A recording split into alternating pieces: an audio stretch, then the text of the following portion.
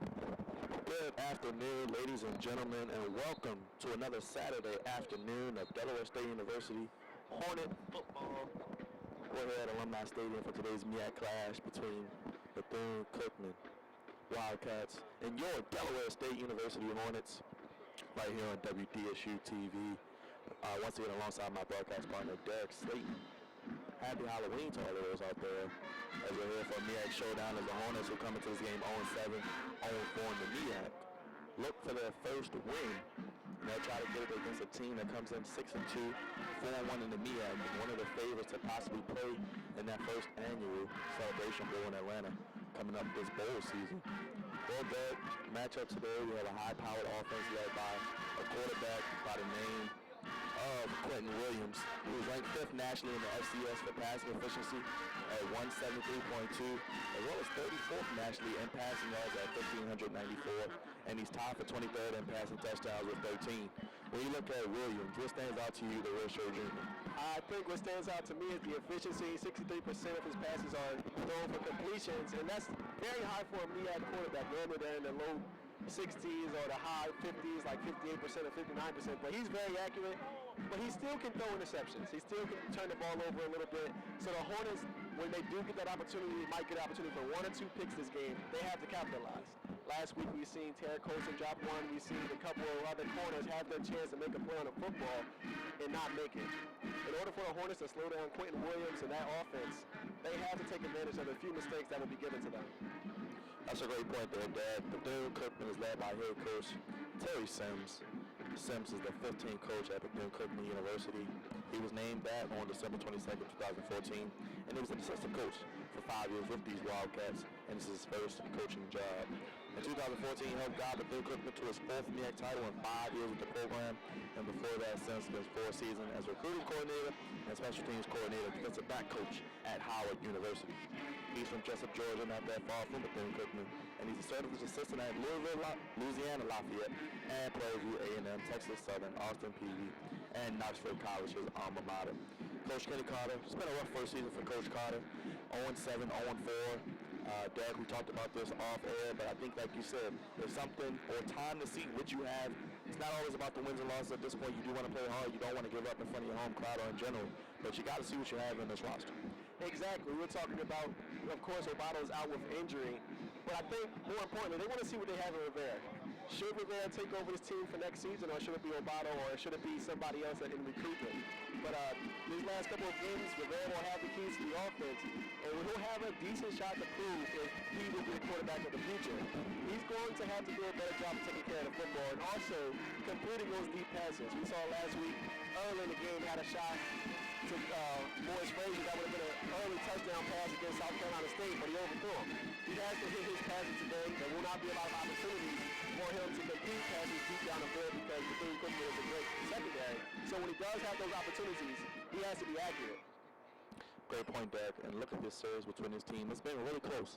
Delaware State University leads 19-18, so it's been a close series, and hopefully today we come for a close game and another wire-to-wire finish. It gives something these fans at Alumni Stadium would love to see.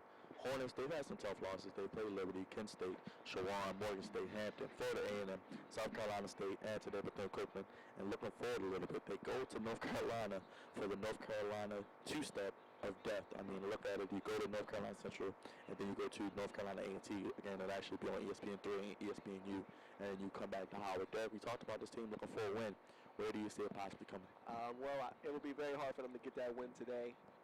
One thing for them is Bethune-Cookman normally struggles when they come to Memorial Stadium because it's such a far travel from Daytona Beach, Florida. But I don't see them getting a win today. I think really you look at that last game against Howard and say that's their best chance. This will probably be their second best chance because it's at home. So in order for them to get the job done, I think for them to win today, the keys to the game have to be they have to, one, not turn the ball over against this good defense. And then they have to do a good job of forcing turnovers. Somebody like Terry Colson, like we said, has to get his hands on the football. Gabe Sherrod has to bring pressure against this offensive line. And Malik Harris is a great person in terms of getting tackles. But the most important thing, the thing we always talk about, since I've known you, we've always said special teams has been a killer to the Hornets offense and defense. And they can't let it happen today.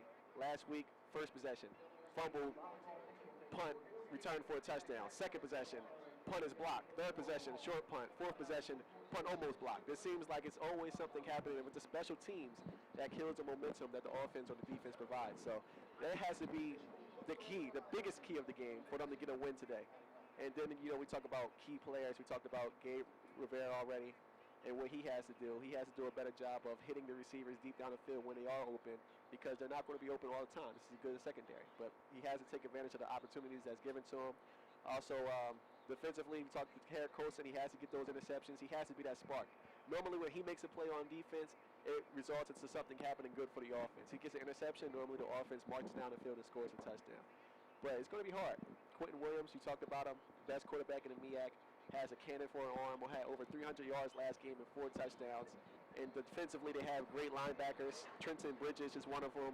Way is another one. They lead the team in tackles 58 to 50 apiece. So they have a good front seven. They have a very good secondary. So it's going to be hard for them to get this victory. But it's going to be a close game. I expect this game to be a lot closer than it was last week in the homecoming. Definitely a tough loss last week, playing some tough MEAC opponents back to back to back. But with this team, as you talked about the quarterback position, but I think somebody on the defensive end for the Hornets, Gabe Sherrod, we talk about him every week. He flashes off your TV screen or your computer screen, and you look at it, he's one of the best at tackles for losses this year. He had 3.5 tackles behind a line of scrimmage versus South Carolina State last week alone, and he leads all FCS players at 2.1 a game. And as of games through October 24th, he's entering this season, or this game, 15 tackles for a loss, 68 total yards lost. So talk a little bit about what Gabe Sherrod has been able to do, transitioning from a tight end to defensive end. Honestly, if Gabe Sherrod was on a winning team, he would be Defensive Player of the Year, at least a nominee. He should be first team all MEAC. He does a great job on that edge, that right side of just generating pressure. And it's up to him and Colson, honestly, today's game. If he could get pressure on Quentin Williams, who can throw some interceptions, then it becomes a game. If he cannot get to the quarterback this week, it will be a long game for the Hornets. So he generates a lot of pressure.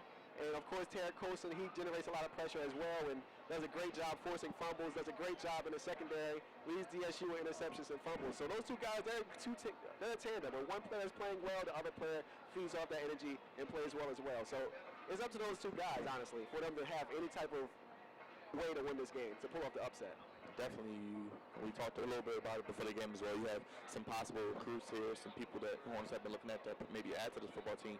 Definitely want to put on a good show in front of them, because you don't want to see you not play well and then them change their mind. So there's definitely going to be interesting to see how Coach Carter has his team, what the fight is going to be left in his team. Last year around this time, when his team was 1-6, 1-7. Team kind of gave up. Yeah, definitely. The team kind of gave up on Kermit Blunt. You don't want to see that happen to Kenneth Carter. I think in terms of what that brings me to another thing, when you assess Kenneth Carter's first year, you would say offensively he hasn't really made much of an impact yet. The running game's actually gotten a little worse. The quarterback play is a little bit better.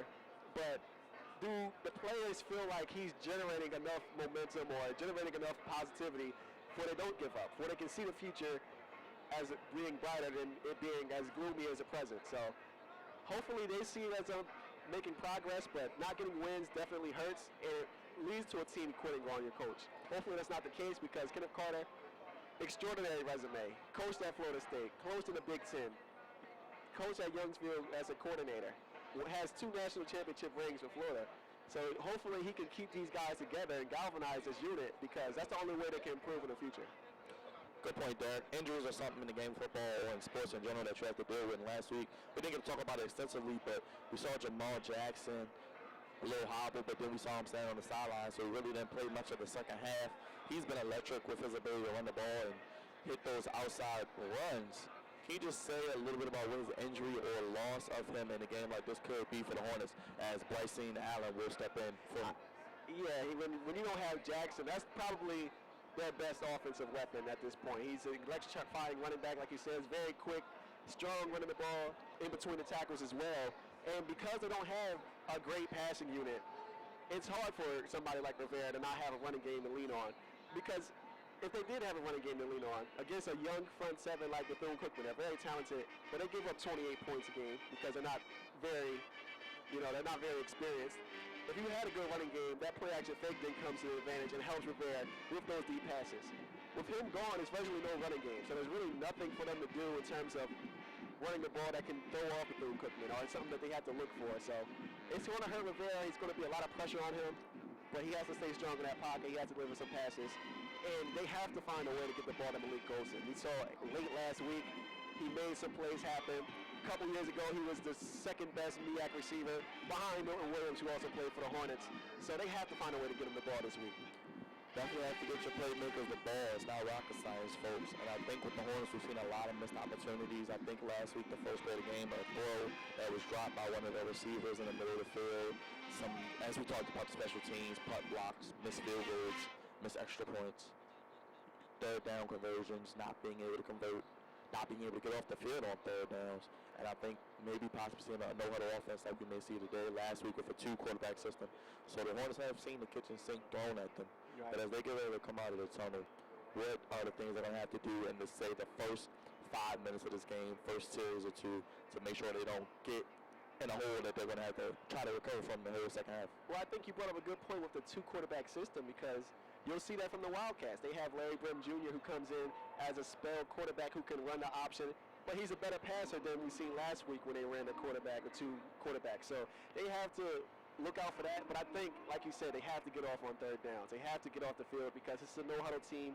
They will tire this team out by the second half if the Hornets cannot get off the field on third down. So very first possession on defense, you want them to get a 3-and-out or something. You don't want them to have a short third down, a third down and 2, a third down and 3. You want to get them on third down and 8s and 9s, where you can bring pressure with your route on the edges and make sacks and incomplete passes or forced turnovers. Offensively, they have to be aggressive. The running game isn't working because Jackson's hurt. Allen is a good running back, but he's more of a scat back, and it doesn't really fit this system because it's more of a physical offensive line in terms of how they run. They don't run well on the edges. They run well on the inside. So offensively, I would like to see them take a shot deep like we seen last week. Last week they had Frazier open, but it was overthrown. Take a shot, take a few shots, and just see what they can do.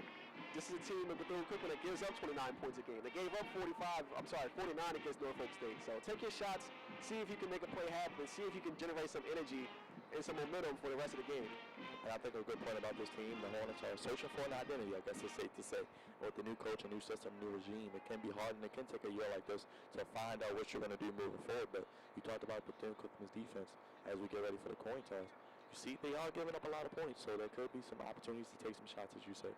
Exactly. This is a team that they do not generate a lot of pressure. They only have 12 sacks on the season. We're in game 8, so they're getting less than 1.5 sacks a game. So the issue with Rivera and the offensive line has been he's getting too much pressure. This will finally be a week, if the line can hold up and play averagely, that Rivera can have some time back there and step into some of his throws and take some of those deep shots. So they have to take advantage of extra time, run deeper routes, get open sometimes, because a lot of times if it's not Aaron Scott getting off his jam, normally nobody else is open. Sometimes Malik Golson, who is better against zone coverage, struggles in man-to-man coverage because he's a smaller receiver and can get jammed off of his route pretty easily. So with a team that doesn't generate a lot of pressure, expect zone coverage, which will allow Golson to run his deeper routes, those deep posts we've seen late in the game. This should allow somebody like Aaron Scott, a big body, to get inside the zone and find an empty space and to get a couple of catches. He had 8 catches last game, had 12 catches the game before. So they have an advantage with this team defensively, but they have to be confident enough. Coach Carter has to be confident enough in his team to get the job done. Good point. Aaron Scott, we talked about, he had 12 catches 2 weeks ago. Definitely their best receiver. And then you look at Golson, we saw what he was able to do a few years back. His ability to get open in between defenses. They're going to have to find somebody that's going to step up and catch this football and help this team move the chains if the running game isn't going. And to Coach Carter's credit, they have sticking with the running game as the Hornets have won the toss and they'll receive. Let's see what happens today. I would like to see them win the toss and defer. I honestly would, because a lot of times the offense takes them 2 quarters to get into any type of rhythm. Let the defense get on first next time and see if they can generate a turnover or something. But that's kind of null and void now because they're about to receive the kickoff here. Good point there. You see a lot of teams in professional and collegiate athletics now defer when they win the toss, put their defense out, see what their opposing offense does, and opt for that extra possession coming out of the half and try to get that momentum, possibly scoring before the half and getting the ball after halftime as well. So, Hornets, Bethune-Cookman, right here on DSU-TV alongside Dex, so you can sit back, relax, trick or treat, get your candy, and get ready for some Hornet football. As Bethune-Cookman, one of the leaders in the MEAC, It's a tight race up top of that MEAC standings, Dad. I don't know who's going to emerge out. We'll have to wait and see, but it's definitely been fun to watch. In North Carolina A&T, it seems to be getting just ever so slightly separation with Tariq Cohen and everybody else on that offense that continues to make things happen. They blew out our Wildcats 65-14 last week, so that's definitely one of the top teams. But North Carolina Central, Bethune-Cookman, all of those guys are still within the race. Francis will kick it off deep. Scott and Allen deep to return, and the kick is off, and we are underway here at Alumni Stadium. Short kick will go to about the 15. Taken in by Golson. Golson ran to his right, looking for a seam, and he is knocked down by a swarm of Wildcat defenders. And just like that, the Hornets will have that first possession, and here comes Gilbert Rivera and the offense of the Hornets. Early on, Dad, what does he have to do? I would like to see them take a shot. They took a shot last week and almost had a big play, but it was just a slightly overthrown pass. See if they can take a shot here and see if they can get some type of offense going. Hornets in the gun, ball on the 23-yard line, just on the way here. Two receivers to the right, two receivers to the left. Rivera looks over to Coach Carter for the call as he'll go back under center.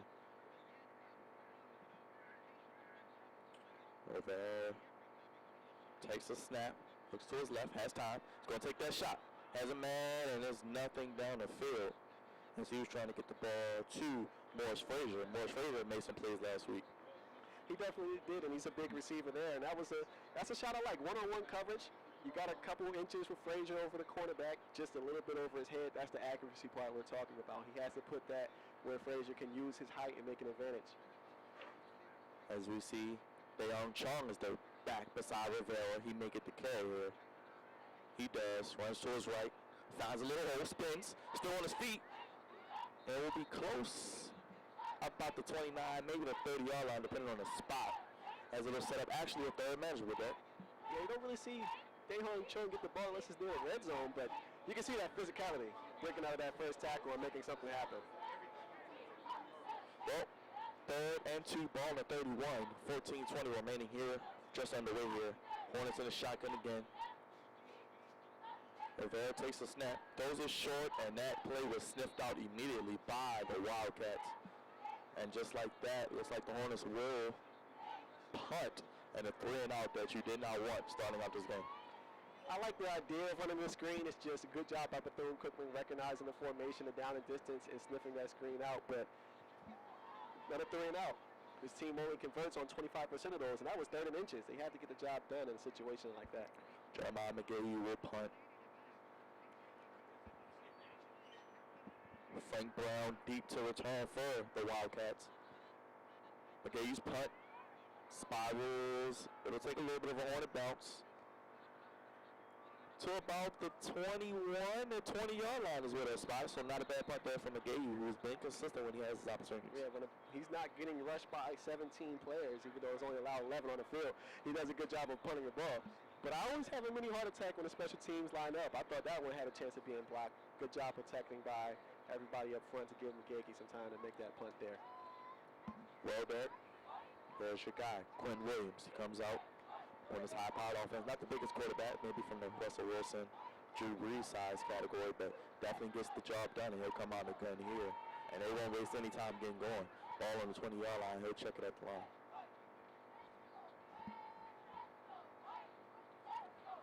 Two receivers to his right and two to his left. His up back is Anthony Jordan. He's going to go to Jordan on the swing pass. He has a brigade of blockers, and he's going to have a big gain on first down. And just like that, you see the capabilities of this offense. Yeah, Jordan is, I think, a 6-year senior. He came into this team back in 2010, had a couple of injuries, season-ending injuries. He has a couple of medical red shirts, but he is a big part of that offense. Wasting no time, as we talked about. No huddle. Williams has Jordan again. Same play, different side. Tries to get the edge. Good job by the Hornets sniffing that out as he's brought down by a bevy of Hornet defenders. Malik Harris being one of those. Good job there by the Hornets recognizing. Exactly, but here they come right back on the line of scrimmage again. They got to get their defensive calls out soon. 2nd and 10 on the 32 as we have 13:30 remaining. Handoff goes to Jordan. Jordan runs to his right, puts his head down, tries to move the power a little bit. Gets the gain of about 3. And here's the 3rd down. This is where they got to get off the field. 3rd and 6 to be exact, 36-yard line. Hornets definitely will look to bring some pressure here and try to get them off the field. Expect Rashawn Barrett to come on a blitz. They like to use that weak side linebacker blitz a lot. Williams in the gun. 3 receivers to his right. Brown to his left. And there he comes, Derek, but look who steps up and gets the first down. Williams with his ability to run right there. As it looked like he knew he didn't have anything, he just put his head down and said, I'm going to get the first down myself. And he saw Barrett look like he was about to blitz early on and made that adjustment. He knew he was going to have to take off early. 8-yard gain, 1st and 10, ball on the 44. Williams is going to throw it short, has a man, and that pass is dropped. Intended for Kayvon Mitchell. So, good job there. And the Hornets set up a 2nd and 10. Yeah, they had that blocked up front. The receivers did on the edge. If he catches that, he might have gotten a good 6-7 yards. That's a missed opportunity there for the Wildcats. And complete passes, definitely no huddle offenses. 2nd down and 10. Ball on the 44.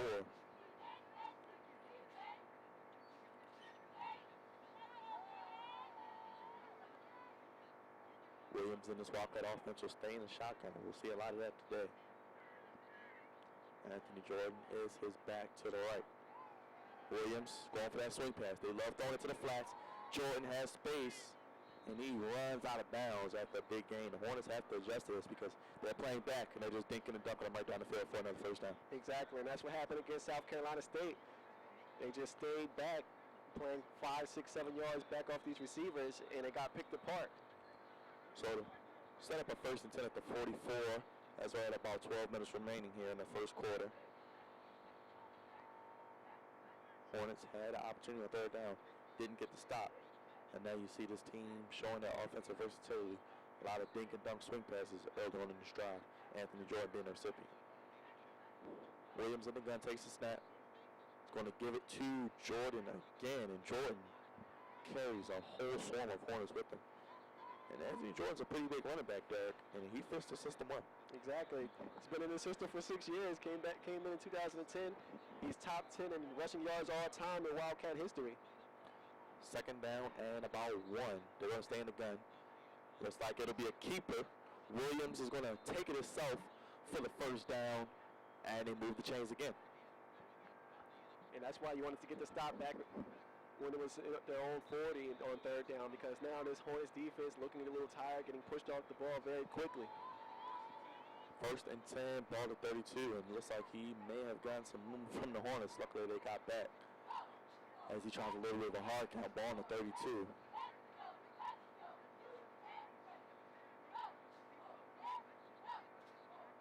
He does have Carter at the bottom of the screen, but it's going to go again to Jordan. And Jordan jukes his way ahead for a gain of about 4 on the play. And Sherrod has to make sure he keeps containment on that one. If Williams kept onto that football, he would have had a lot of room to run himself. Ball goes to the 27-yard line. Williams switching up the snap count here, trying to keep the Hornets off balance.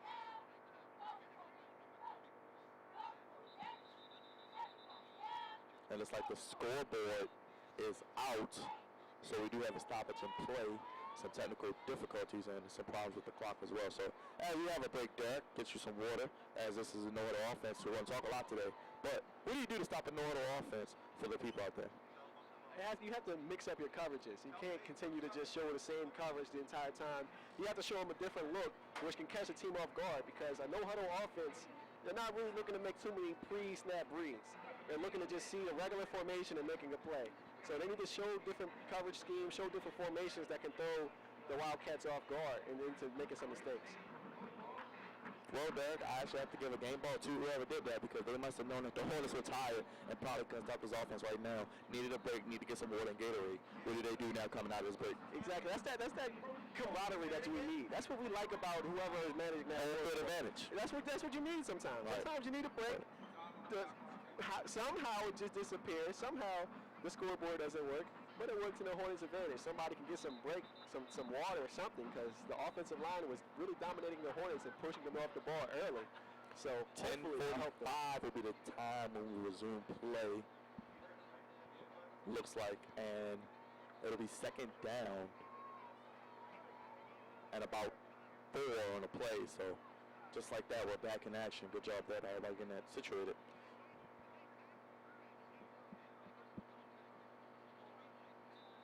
And Williams in the offense will get right back to it.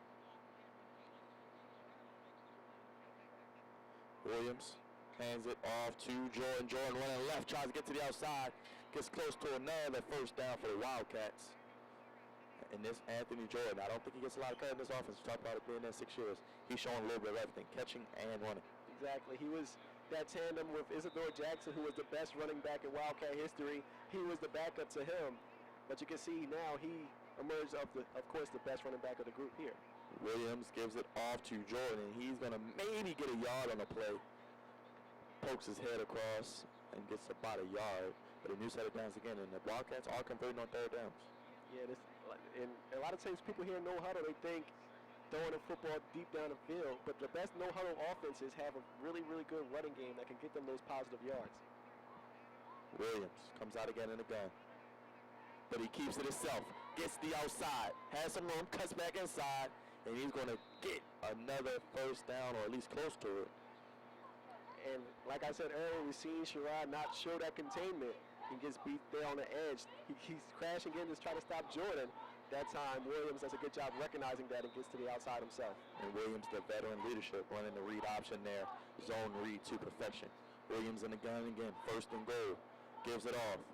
It's going to be stuffed there as Jordan tries to run to his right. He may get back to the line of scrimmage. So good job there by the Hornets recognizing that. But to get back to having a senior quarterback and a senior running back and having that backfield of just experience, you can see just how good it is to have a quarterback and a running back that's been together for years. So it'll be second and about 10. They actually can't get a first down. And looks like Williams will keep it, and the Hornets sniff that out. Great job there, and he stopped by J.R. Robinson. Good job by the Hornets secondary. Terrific job knowing what was going to happen on that play, and had 2 Hornets there to protect the quarterback keeper. So third down again for the Hornets there. What do we have to do here? You want to show a different look than you've shown before, because it's no huddle offense, may not see it coming. Williams in the gun, third down. They can't get a first down without technically scoring at about the 2-yard line, maybe yard and a half mark. Williams has 4 receivers.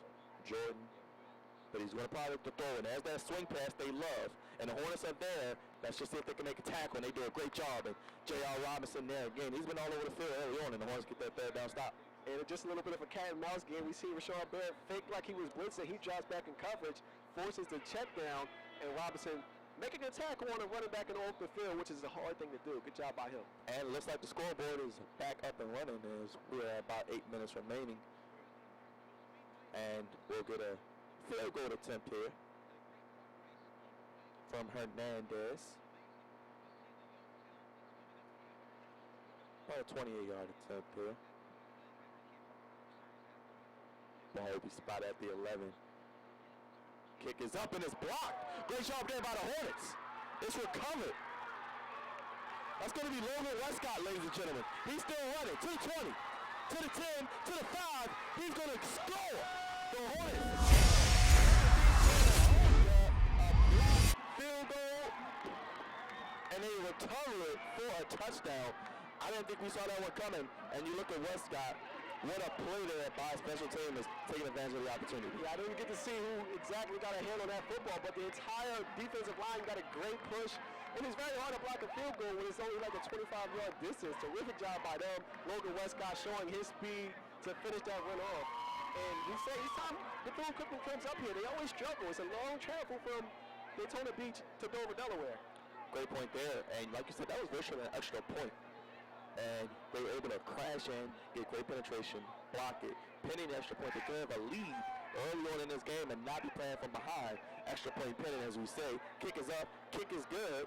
And looks like that, ladies and gentlemen. They have 7 points there and 1 on the board. And terrific. When we put special teams as the keys to the game, we didn't mean we were going to show out like that. I didn't expect that from the Hornets. We meant just I think you did. You just threw a curveball at me. Maybe that was it. Maybe I can predict the feature there. But hey, special teams can work both ways. We do have a pretty good defense. And maybe they're starting to realize, hey, let's use some of our athletes to get after their opposing kickers and punters and get a punt block. kick field goals and block some of those as well. Exactly. There's something we mentioned at the very beginning of the season is put some of your starters out there in the special teams because they might not have the depth to have great special teams without them. And Logan Westcott's one of the starters in the secondary, comes out and makes a play to return that all the way for a touchdown. And that was just terrific. Good play for the Hornets to energize them to get some points by someone other than the offense. Talked about that long trip from Daytona Beach to Delaware.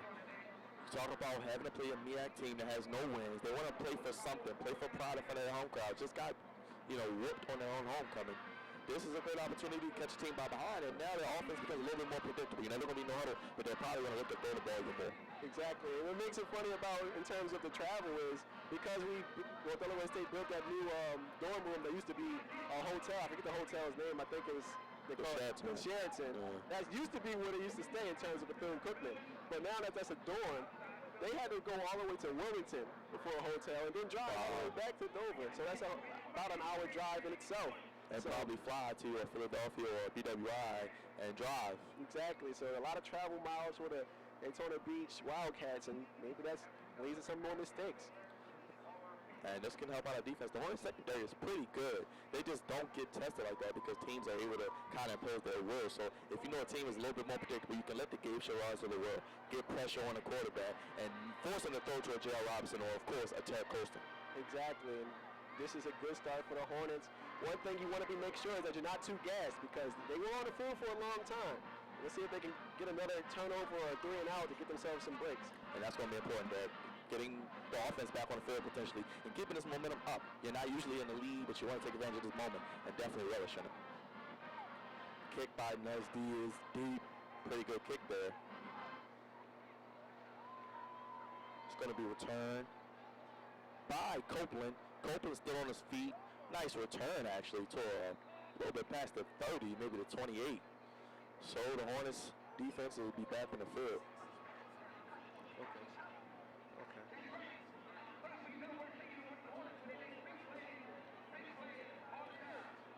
So it'll be 1st and 10 for the Wildcats at the 32-yard line with 7:32 remaining in the first quarter.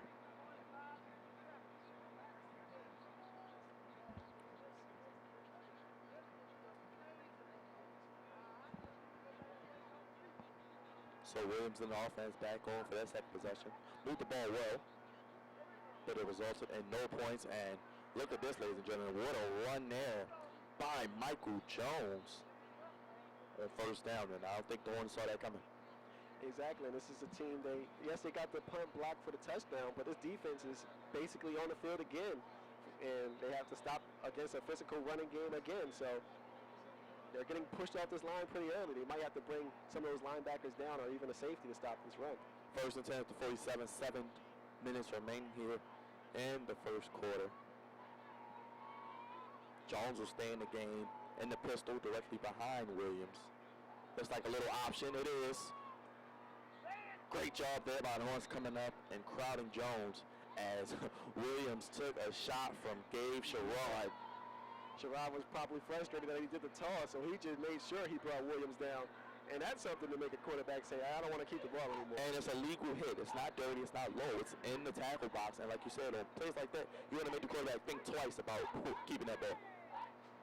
Williams in the gun. It'll be 2nd down. Williams takes the snap. He's going to take a shot. Has a man. It is complete inside the 10-yard line to about the 5.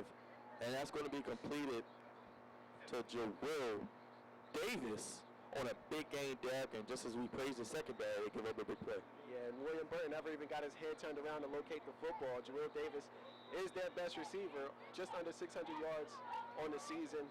Terrific, terrific speed, and he beat Burton pretty quickly on that play.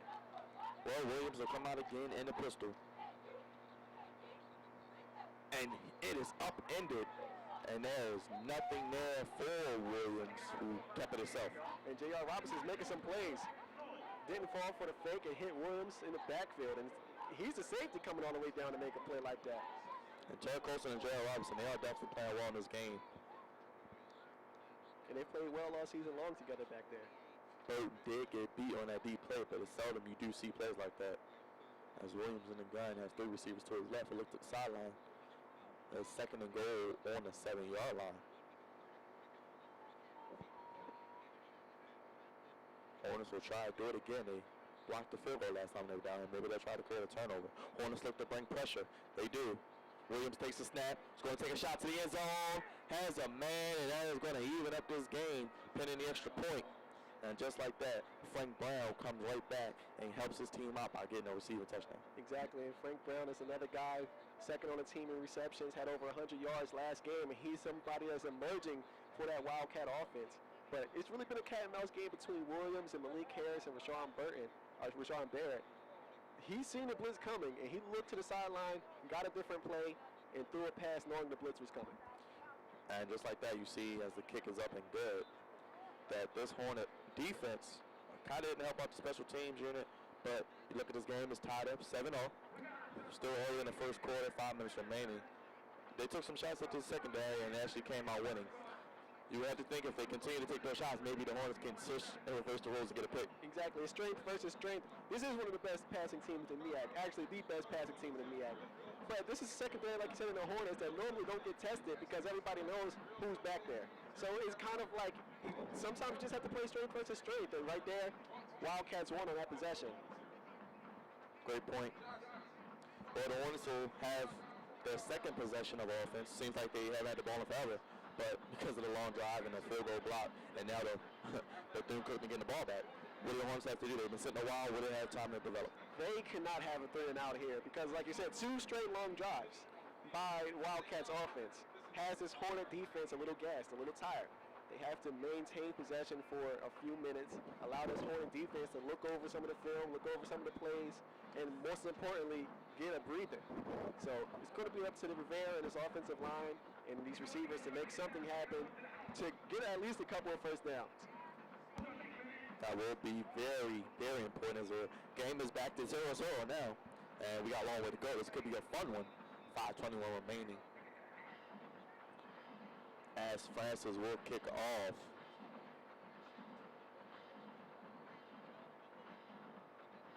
Allen back deep for the Hornets.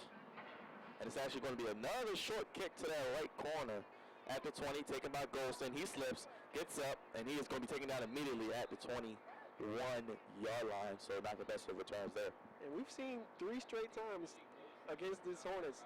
Teams are doing that little pooch kick to the right side. I don't know if it's something they've seen in the filming or something like that, but it just continues to happen. Whether it's Air Scott back there or Golston, it seems like they're always kicking to that right side. Good point there. Now we're going to see if the Hornets try to maybe slow down the pace a little bit, as we've seen a frenetic pace here by the Wildcats. Rivera in the pistol with Allen directly behind them, as they have the ball at the 21 for their 2nd drive of the day. Pressure forthcoming from Wildcats, and we have a flag on the play. It could be a false start. And that is the call.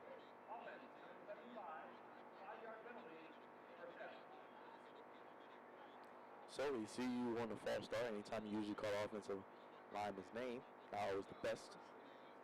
So 5 yards back, not the way they want to start that drive. Exactly, and this is a team last year that was least in the MEAC in penalties. They already have surpassed that by far, committing a lot of mental mistakes. Rivera fakes the snap, runs to his right. He's going to throw it deep. Has a man, it's Allen, and that is a great play call after the 1st and 15 penalty. And a little wheel route. We don't see that often, and I think that was one of the better plays we've seen covering this team. Yeah, the wheel routes are becoming more and more popular because if you have the time, you're going to have a natural mismatch. A running back or receiver against a linebacker in space. And give credit to the offensive line. Great pull-out blocking and great job protecting their quarterback. And what a throw there by Rivera on the move. He has the deep arm. We've just said he has to be more accurate at putting that ball on the money. He did it there. So that set up a 1st down at the 46. Goes back to Allen, who just caught that big play and squeezes ahead for a nice gain of about 4, maybe close to about 5. But good job there by Allen, showing his shifting and crafty ability to get extra yards. Yeah, and he's normally just more of a receiver / running back. Think of somebody like Percy Harvin and things, a versatile. offensive weapon, and he made a lot of moves there just to get 5 yards. Now the Hornets picking up the pace a little bit. Allen, his small frame allows him to kind of hide behind the offensive lineman and kind of duck between defenders as well. 2nd and 5 on a 41. Under 4 minutes to play. A little option. Rivera keep it. Wisely does and actually moves the pile ahead about a yard short of the first down. So some good decisions here by Rivera on the shot. I've been very impressed with his mobility all season long. Last year we had kind of did not like him in terms of his mobility. He would just sit back and get hit a lot. He wouldn't move around. But this year he's showing his legs a little bit more. That time on the option. Play before that, wheeled out and hit a receiver deep down the field, using his legs a little bit more to help this offense out. Najee Jackson checks into the game for some extra protection up front. Allen is back behind Rivera as it is going to be a 3rd and about 1, they'll call it. Maybe a little less than that. Rivera, option again. Rivera keeps it. I think he should get that first down, and hopefully the spot is generous, and that'll move the chains. He's showing some really tough runs here. He's running right up the middle against these linebackers, and he's not sliding. He's just putting his head down and getting a first down. That's the type of thing that can win a team over. Definitely the intangibles, the things that don't show up in the stat sheet. And so with 3 minutes remaining, 1st and 10 on a 36 in a 7-all game. This is a big job for the Hornets, and they're definitely doing a good job keeping the pace and moving the ball against this vulnerable at times Wildcat defense. Yeah, the front 7 for Bethune-Cookman very young, like we talked about, and they're getting a little exposed here right now. Rivera in the gun. Has Golston, but he's going to give it off to Allen, and Allen, what a move there. Kind of flicks the trigger and hits the juke move and gets a big gain close to another first down. He's making a lot of people miss right now in this drive, and Jackson isn't in, but he's doing a very good job himself running the football. Kind of the same mode of running back. Allen just a little bit smaller, maybe a better pass catcher, but you see what he's able to do for this team and definitely helping out in this game and on this drive. It sets up 2nd and 2 at the 28 with about 2 minutes remaining in the first quarter. We got Golston in the slot, Scott and Frazier at the bottom of your screen. Hornets going to stick with the run game. Has some blocking. Allen moves it ahead. That's going to be another first down, looks like that. Exactly, and when they run to that right side, they have a lot of success. We've talked about it before with Dimitri Hill and Ernest Minigoni as the center. When they're pulling to the right, they get a lot of good yards running the football there. And here's that formation we talked about. Give credit to the O-line. They had them blocking on this drive, and have played pretty well early on in this game. Rivera with a bunch set. We've seen this a lot, Doug. And there's that screen. Scott gets it, has some blocking, gets a nice little gain of about 2 maybe. 4 progress maybe, but we've seen that play a lot. It's just too predictable. It just really is.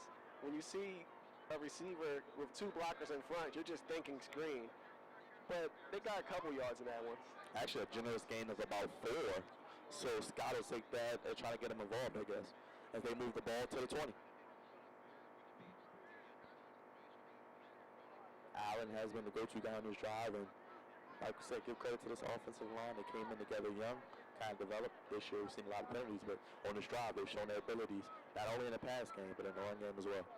Allen gets the carry, runs left, has some room, sneaks through, and gets another first down for the Hornets. Wow, it looked like he was stopped, and he just sneaked through just like the mouse looking for that cheese and got it. And what I like about that play is he could have actually pitched the ball to Malik Golston, who was by himself. But Allen kept it himself, felt more comfortable running himself, and got a lot of yards. So that's a 1st and 10. They can't get a first down and not score. Rivera fakes it, and he's going to go down. Really didn't have much to throw to, so kind of wise it takes the sack, but doesn't lose a lot of yardage. Exactly. They had the screen set up, but good job by the defensive ends to keep their hands up and not allow him to have a passing lane to throw the football to. Rivera did what a smart quarterback does and not force it, not turn the ball over, live to play another day. This could be the last play of the first quarter, as we're all tied up at 7, with a 2nd and 12 at the 15. And the Hornets will probably get this play off, but then they'll walk all the way back down the other side of the field as we'll start the 2nd quarter.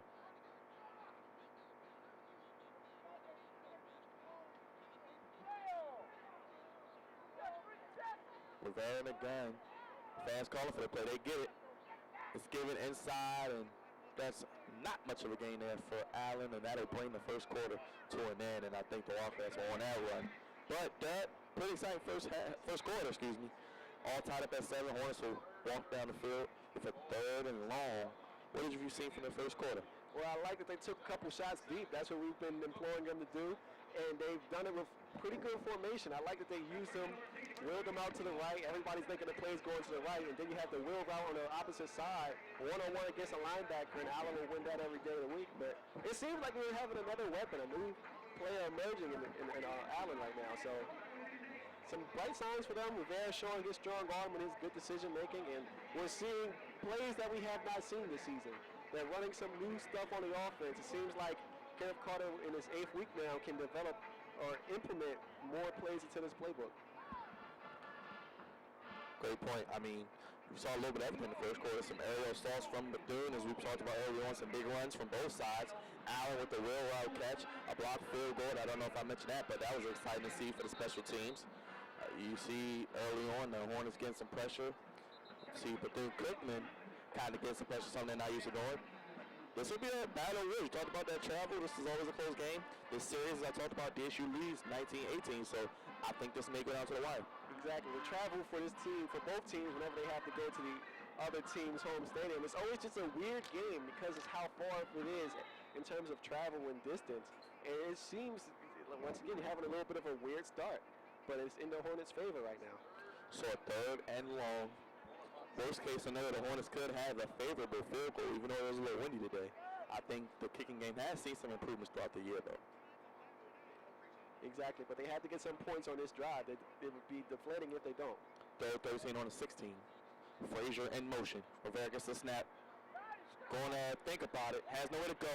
He's going to run. Rivera's going to just get some positive yards and try to set up maybe a manageable field goal attempt for the special teams unit. And it looks like that's what Coach Carter is probably going to do on this drive. Smart. I think it's a wise decision. Exactly. And some of the fans may not like it because it's not going for the first down, but there was nothing open.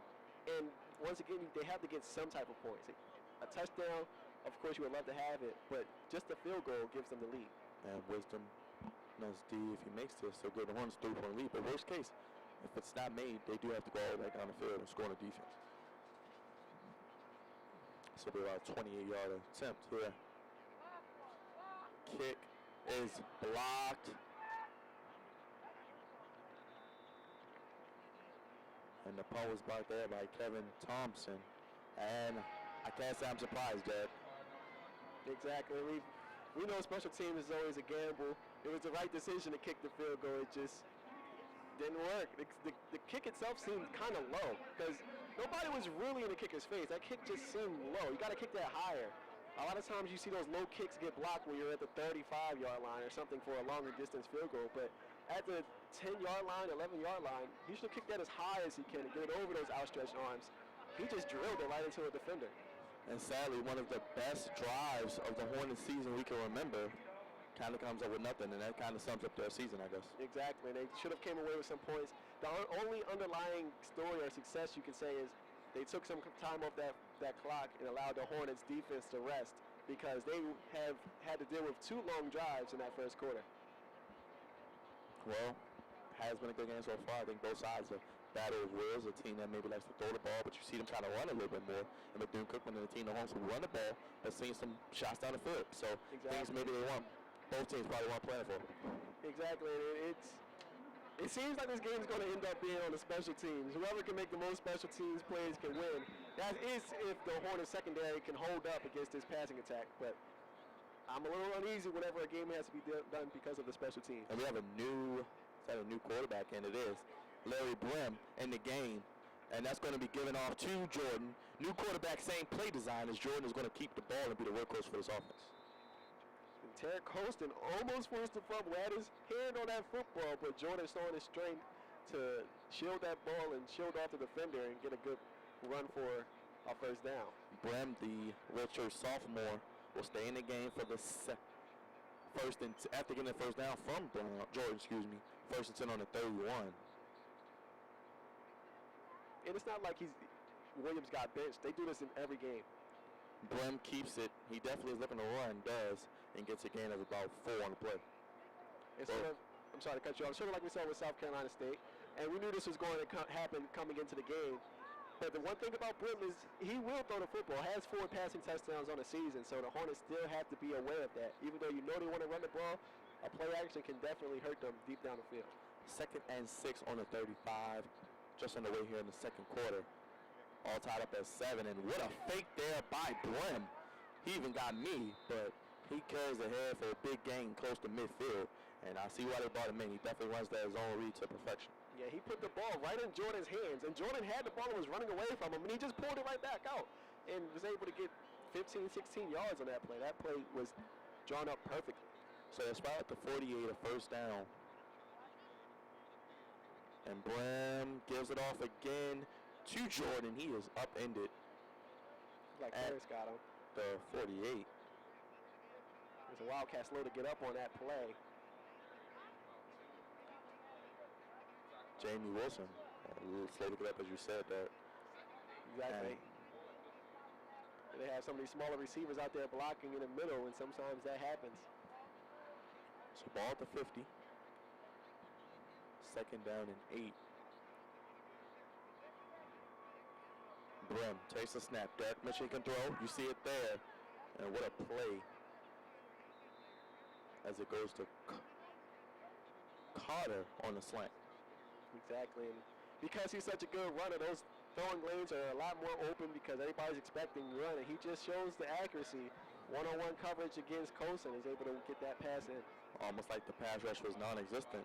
7-on-7 drills. Brim still in the game on this drive. Option. Goes outside. Gives it to Jones. Jones still running down the sideline. Tiptoeing. And it'll be interesting whether it's spotted. And you see the quickness there of Jones. How about this running back duo of Jordan and Jones? It's terrific, but one thing that I like more than those guys is their blocking by the receivers. They're holding on to their blocks for a very, very long time to allow this play to work. And part of the reason you see the Hornets corners, they play so far back that it's hard for them to stop the option runs. Fake, Brim, running to the left, up the middle, has some room, inside the 5. And they're moving this ball with little effort there, and mainly doing it on the ground. And once again, we had a receiver in Kevon Mitchell deep down the field, number 80, blocking right up in the middle against these safeties and linebackers, which allowed that run to work. Right through the heart of the Hornet defense. 1st and goal at the 3. They're looking to take the lead back in this game, and they have a great shot. Brim keeps it, gets to about the 2 on the play. And he stopped there by Rashawn Barrett. And what do you do here, Derek? They're right at the goal line. And you got to bring the house if they're going to just continue to run like that. You have to have faith in these corners on the outside to make a play if it is a pass, and to just force all the passing routes to the outside, no slant routes. 2nd and goal for 2, 11:15 remaining. Handoff goes to Jones. And that's going to be a Wildcat touchdown. And the offensive line on that one, they're just knocking everybody back. Anybody not named Sherrod is basically getting pushed off the football, and really not getting any type of run penetration. And the fans at Alumni Stadium have quieted down quickly as the Wildcats take the lead back in this game and look to make it a 7-point lead after this extra point. Kick is going to be good. It's going to be Hernandez. He's 2 for 2 on the day. All that. 14-7. Hornets are still in this game. It's just a demoralizing drive to see that happen, but bringing in that new second quarterback of that system. What did you see there, and what does they have to do? These are the looks that they should have been prepared for. They look a little bit unprepared. We know that they use a 2-quarterback running system, and we know that Brim is the better runner of the group, but yet they played 2 safeties back. They played their cornerbacks off the football. They have to be aggressive. I understand that they have great offensive weapons. Davis and Brown are 2 electrifying receivers, but the Hornets have good secondary corners. They only given up 1 pass play deep down the field, really, so you got to have confidence in them to make plays on the outside on the island, because if not, as you see, they're just going to get killed by the running game. They have to bring at least one of the safeties down. Good point there, and the Hornet defense looks like they really can't stop anything they do here today. And as you saw in that drive, predominantly with the running game and the ability of that option, the zone read option, the Bethune-Cookman Wildcats probably do it some of the best in the league. Exactly, and the one knock I have on Kenneth Carter so far this season is in-game adjustments. What do you do in games when your plan on defense doesn't work? What do you do when the coverage you use and you bring your quarterbacks, play them off, and you don't play press coverage and you're getting beat because of that? What do you do then? Do you adjust or do you allow the same things to continue to happen? And that's what you said. That separates the good coaches from the great ones. Adjustments throughout the game, and especially coming out of half and timeouts. That is definitely, like you said, not doing the normal, but switching it up, adjusting to what you see the other team doing. Exactly, and that's what you see Bethune-Cookman do. Yes, they're a great running team. Yes, they do the option. But this is a passing team. This is a team that has the most passing yards on the season. This is a team that's won shootouts, 59 points and 55 points. So then they just go back to the running game against a good secondary that likes to play off. Okay, we'll just run it down your throats if you're going to play that far back. Kick will go out of bounds, so a favorable field position start for the Hornets. And this is a drive they have to put some points on the board because they're facing one of the best offenses in the MEAC that scores over 30 points a game. They got to find a way to get some points themselves to keep themselves in this game.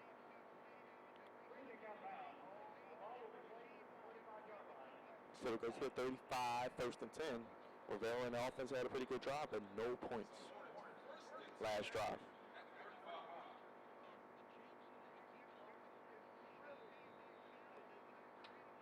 Looks like Chong will be the running back to start this drive.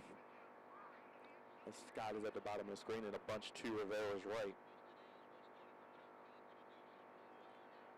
Gives it off to Chong. Chong runs left. Has some room. Cuts upfield. Gets a big gain and a gain of about 12 and a first down for the Hornets. Good play call. They thought they were going to hit the screen. Actually went the other way with some action, giving it to Chong with a big run. And Chong, he's showing in those 2 carries he has, he's showing some good bursts and some good moves. Shook a defender right off his shoes on that play. So a good job there on first down. 11 minutes remaining. Ball moves to the 47-yard line. Hornets down 7. Rivera gives it to Chong again, and he gets maybe back to the line of scrimmage. Kind of tripped up a little bit. Yeah, if he kept his feet moving, he may have had some yards there, but just kind of tripped over himself there. But they're showing that formation, but at least they're running something different. We'd like to see a passing route that's a little different on this 3-receiver stack formation. So second and 10, no gain on the play, ball on the 47. They have sorry to cut you off. They have one-on-one on the outside if they want to go that way. 10:45 remaining. Another trips formation. Rivera doesn't take the screen, has a lot of room to run, isn't going to run, comes back, throws it to Scott, and wow, what a play there by Rivera keeping it alive, and Scott drops it. Didn't expect to see that coming. And that's the way I thought football was going to go to, because they had one-on-one with their leader, receiver, and receptions. He just dropped it. He had a lot of room in front of him and just took his eyes off the football on that one. So third and long again, ball on the 47. Rivera wasting no time to get back to the line of scrimmage and try to convert this first down.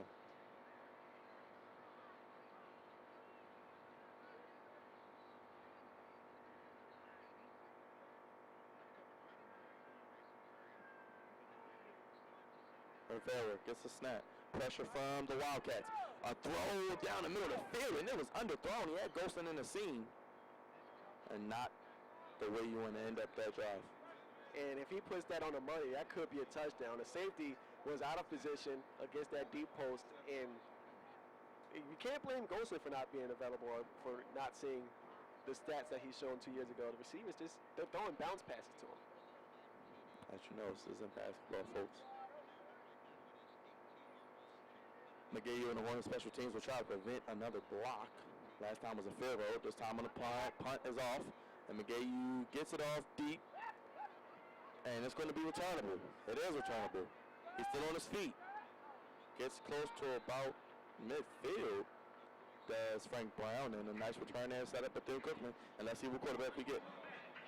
Yeah, that's the first time we've seen McGee get a punt off and didn't have a lot of hang time. And that led to a good return there by Frank Brown, who is one of those emerging guys that we spoke about.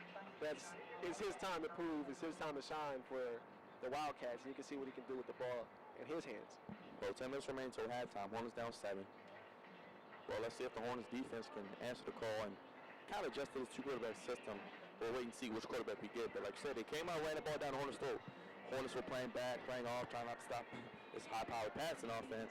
Let's see what they do here defensively. Exactly. So it's sort of like pick your poison, and Kenneth Carter is in an unenviable position because it's like, which one do you stop? Do you stop the running game of Jordan and Brim and Williams, or do you let Brown and Davis pick you apart down the field? It's hard to choose which one. Right now they're saying, okay, we'll let our front seven go against your offensive line, but they're losing right now.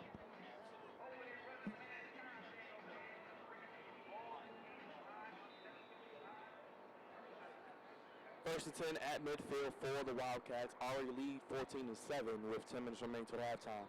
Looks like they'll stick with Brim. Brim throws a screen.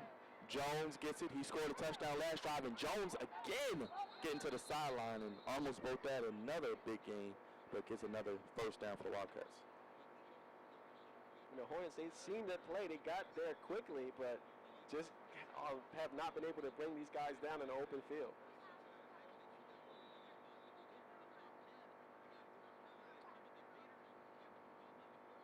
So Brim, as we said, the quarterback on this drive. Both running backs, Jordan and Jones. One to his left, one to his right. Steps up, goes down. Good job there by the Hornet defense. A trio of Hornet defenders on the play as they get a sack. Nick Nelson being one of them, as well as Jacob Tizard. Exactly, and it looked like they even brought Selby, the corner, off the end. So 3 Hornets all around them. And Selby was going to force him to fumble. He put his hand out there, and Brim protected the football just before he got hit. That's what the Hornets needed, a loss of 7 on the play. Definitely helped set up a second and long with 9 minutes remaining. Brim in the gun. Hornets look to continue that pressure. Sherrod coming off the edge. Steps up, does Brim, and he has some room to run. Jukes a defender and gets a big gain on the play. We see his electrifying ability to run. Definitely have to put a spy out there to stop him on that play. And he got most of those yards back and a little bit more after that sack. 3rd and 7, Dad. Let's see what the Hornets do on defense. Brim in the gun, 3 receivers to his right. Approaching 8 minutes remaining till halftime.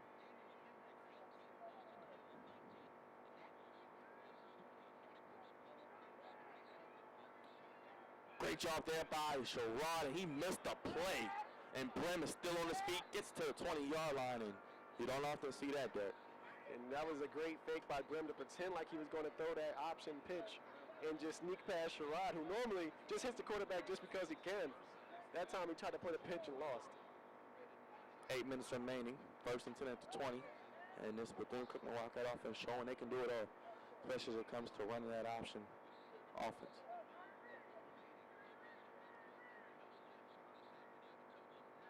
Brim in the gun. Gives it off to Jordan, still on his feet. He was stopped dead to rights and still kept those legs churning, and similar to the Chris Johnson play on Monday Night Football where he thought he was down, just kept those feet churning. Exactly, and Barrett had him, and he brings his player down, but Jordan is just a grown man, shows his strength. Like you said, kept the feet moving, and the Hornets just have no answer for this running game. 2nd and 4 at the 14. Brim has looked marvelous since coming to this game. Pretty much no mistakes. This time he's going to give it off again to Jordan, and he rumbles ahead for a big gain and another first down for the Wildcats. And they're just getting the football ran down their throats. The Hornets just continue to just sit in their base formation and not bringing the linebackers down and not bringing the safeties down. But deep in their own red zone, they have nothing to lose by doing that. 1st and goal at this 7 minutes remaining. Hornets only have 7 points. And Bethune-Cookman with 14 looking to add to it. Jordan gets it again, keeps his head moving, and he's going to turn ahead for a touchdown for Bethune-Cookman. And you see Jordan's ability there. And Jordan, even though he's moving, being one of the bigger backs in the MEAC, carrying the Hornets swarm with him and gets a touchdown. And this lead grows to 20-7. Exactly. That's something we mentioned pre-game, just before the game started, is tackling is going to be important in the open field. And that time you see 2 players that you normally we rave about in terms of Colston and Harris miss. The guys you want to be near the football are unable to bring Jordan down. Kick is good. 21-7 is the score. 6:57 remaining here in the first half. Oh, Dad, what did you see on that drive? I just saw a lot of running and seeing what we just expected them to do again in this possession. The Hornets, the only time they got any type of momentum or any type of stops is when they brought some pressure. They can't sit back with just 4 defensive linemen to stop this running game. They have to bring their guys down and challenge them to throw the football at this point because they're up 21-7. Got to bring some pressure to stop the run.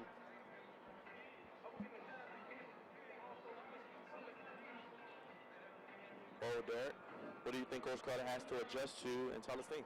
They got to bring down one of the safeties, whether it's J.R. Robinson, who made some plays early, or Terry Coulson, who always make plays happen. Got to get one of those guys closer to the line of scrimmage where they can make a play against the quarterback throwing a pitch or not, because they have Sherrod or whoever else guarding the pitch and the runner. So it's hard for them to guard the quarterback and the running back at the same time. They got to bring another guy down to help out. Great point there, and the Hornets will have another opportunity. Still a lot of time here in the first half. Can still run their usual offense and definitely try to get some points on the board, move the football, and try to continue with this high-power Wildcat offense. Rivera missed the throw to Scott that was dropped, and then missed one to Golson that you called a bounce pass. So, and speaking of Scott, he'll get this. Backpedals to inside the 10, runs to his left, has some room, gets a block, goes out of bounds and tackled a little high, but looks like it was all within fair play. And the Hornets will have the ball at about maybe the 30-yard line. And that's a good return, and what made that return possible is Selby did a good job of not pushing one of the guys in the back there, which would have drew a flag. He did a good job just being disciplined and shielding off one of the coverage guys with his own body and allowed Scott to get to the outside. Scott is a good special teams player. Hasn't really had a lot of opportunities because talking about that pooch kick that we see a lot of. But you see when he gets to space and open space, he can make guys miss and has that breakaway speed. He definitely does, and he has that vision, too, to set up his blocks. He's not too eager to just run right into somebody. He's disciplined and follows his blockers, and he's a very patient runner back there. So we'll have 1st and 10 at the 31-yard line. Hornets 21-7, their trail. Looks like Scott, who we were talking about, is still down on the sideline as they're trying to get somebody to assist with him. Didn't see what happened at the end of the run, but he's now just getting up. He'll go through the concussion protocol. He was tackled a little high, so I question if it was any fair play, but they didn't make a call for us right there. Rivera in the pistol with Allen directly behind him. Now who do the Hornets have? You have Golson essentially left, maybe Morris Frazier, but let's see what the Hornets do here without one of their best receivers. 5 on the play clock. Rivera gets the snap, hands it to Allen. Allen with some room, up the middle, gets a big gain and a Hornet first down, and that's a great job there, sticking with this run game. Exactly, and they're getting some push up front. So normally we don't see that happening, but they got to take advantage of. They're facing a front seven that's inexperienced and see if they can continue to hurt them like that. Allen, big game. 1st and 10 for the Hornets at the 45. 6:35 remaining. Second quarter. Golson in the slot. Maybe they look to find him here. Rivera amends for his sins. Rivera, high snap, goes to Allen. Allen stretches it to his right. Runs to his right, has some room, gets a gain of about 4, maybe 5. To about midfield, and Allen has been consistent, getting about 4 to 5 yards every touch. Yeah, and he's showing some great burst when he gets the football and the agility to make some of these guys miss. Ball at the 50 inside, 6 minutes remaining, 21-7 is the score.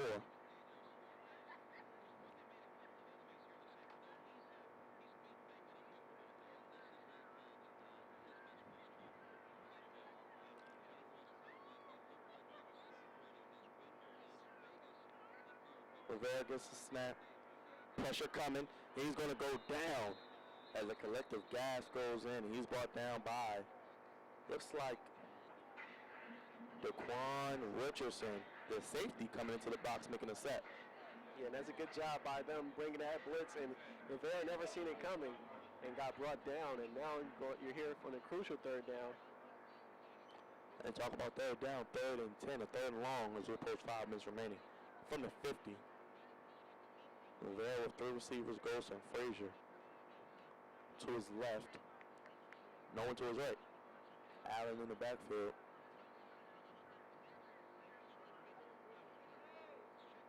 Rivera gets the snap. Allen gets it, and he shakes it ahead, stays on his feet, and gains maybe about 5 yards.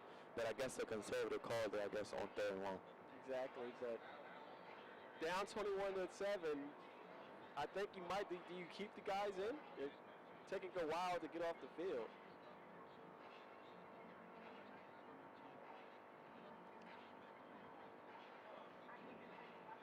Now we'll see a different punter as the place kicker. Wisdom Naziru punt here. So what are you expecting to see on this? I guess they're trying to get somebody to punt it with more hang time. The last punt didn't really have too much leg behind it by McGagey, so maybe they're hoping that can be different and there's the fumble. And he fumbled the snap, and he is rocked. And there's a flag on a play. So they might get a roughing the kicker because they didn't hit the ball at all. They just hit him. And you talk about hit, we heard that up here as the whole press box went into a collective room.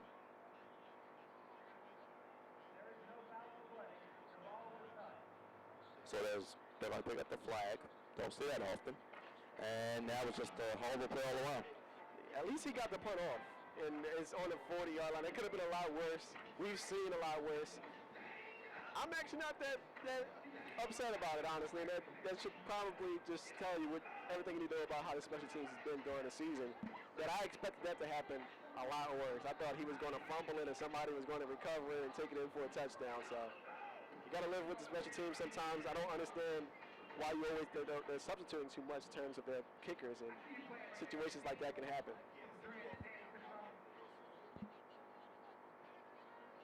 Well, Brum will be the quarterback again.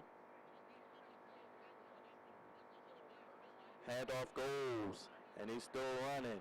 He's going to run up the sideline and steps out of bounds, and Michael Jones, Michael Jones with the big run there.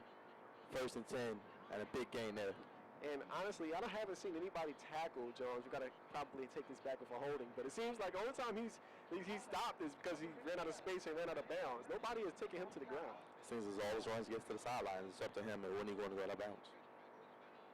So a holding call, as you said that, and something for the Hornets that kind of worked in their favor. I guess they picked up the one flag on the punt, then they get this flag. So backs up Bethune-Cookman, and that's something that can help no-huddle offenses like this. Exactly. No-huddle offenses, they have to be on time, especially when they're a running type of team that they get the 4 yards or 5 yards. It's harder when it's 1st and 20. Well, 1st and 13 on the 39. Larry Brim Jr. has been hot, doing it all, especially with his legs, and leading his offense. And speaking of Brim, he keeps it himself there. Speaking of hot, he's still running. He's trying to get to the edge. Almost does, and a great touchdown saving play there by Selby. And wow, you talk about breakaway speed. Brim, RG3-esque on that play. Exactly, and it's just, he's been doing so well that they said, hey, Williams, you could just chill out for a little bit because Brim is destroying this defense with this option run game. So another big gain, 198 rushing yards already for this team in the first half. Ball on the 30-yard line as we have 3 minutes remaining until halftime. Pistol, Brim, option, Jones. Jones running, going to the sideline where he likes to be, and gets inside the 20-yard line. You see a little bit of everything with his offense. I mean, it's kind of fun to watch as a broadcast because you don't get to see a lot of offenses do pistol, option, read option. What else? Quarterback draw, some slants, some deep throws. Exactly, and to do this so efficiently with the no-huddle and how quick and how crisp all the plays have been. So 1st and 10 at the 20, 2:50 remaining till halftime. Brim, handoff, goes inside. It's going to be the first carry of the day for Kerry White, and he rumbles and pumbles ahead for a big gain. Flag on the play, though. It is a flag on the play, but Brim just killed him with such a big run that everybody just went to Brim and didn't even try to stop the running back on that one. That was just a crazy-looking mistake by the defense on that one. Great job there. I mean, you got to give this team credit. Jim Pry, offensive coordinator, keeping this defense of the Hornets off balance.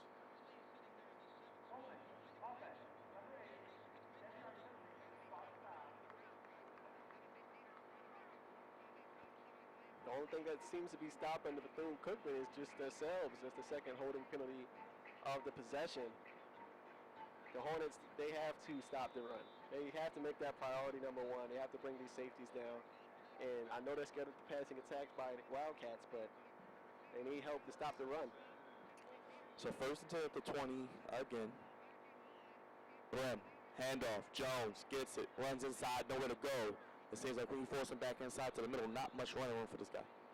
Exactly, and that time they brought a safety down. They brought their linebackers down. Everybody that was in the corner basically said, okay, let's stop the running game. And it worked on that possession or on that play. Well, no gain on the play. Hornets defense definitely contained Jones on that one. 1:50 remaining. Handoff, Jones fakes actually. Brim's going to keep it himself, and a great job there by the Hornets sniffing that out. And he looks like he may have got back to the line of scrimmage, but great job by the Hornets. And finally, you're seeing these linebackers play downhill, and we see Malik Harris bring down Brim. So now it's third down, and now you can let your secondary do what they do in pass coverage. Now you don't have to bring everybody down because you stopped the run on the first two possession or first two plays. So third down, you're able to play your cornerbacks back off there and the coverage that you want to play. So 3rd and 10. Heavy dose of running from this Bethune-Cookman offense. We're approaching 1 minute remaining. Hornets need to stop here, maybe even a turnover. Here comes the pressure. Robinson off the edge. Brim steps up, breaks contain, has some room. He's headed to the pylon, tries to get to the edge. He is going to be stopped at about the 2-yard line, and we'll probably maybe even get an unnecessary roughness or a face mask depending on the play. I'm shocked that there was no spy there. That's the one thing. I knew it was passing distance, but I did expect the spy there just because Brim's been killing them running the football. Just because it's third down doesn't mean he's just going to step back and do a 5-step drop back and pass it. I'm very surprised they allowed him to get that much yards running. You got to think that this offense was thinking of running the ball the whole time. Even though the pressure was coming, Brim said, I'm going to take it on my shoulders and run this ball. So, you set it down, first and goal at the 1, and the Hornets will have to bring everybody, try to prevent this game from getting a little out of hand in the half.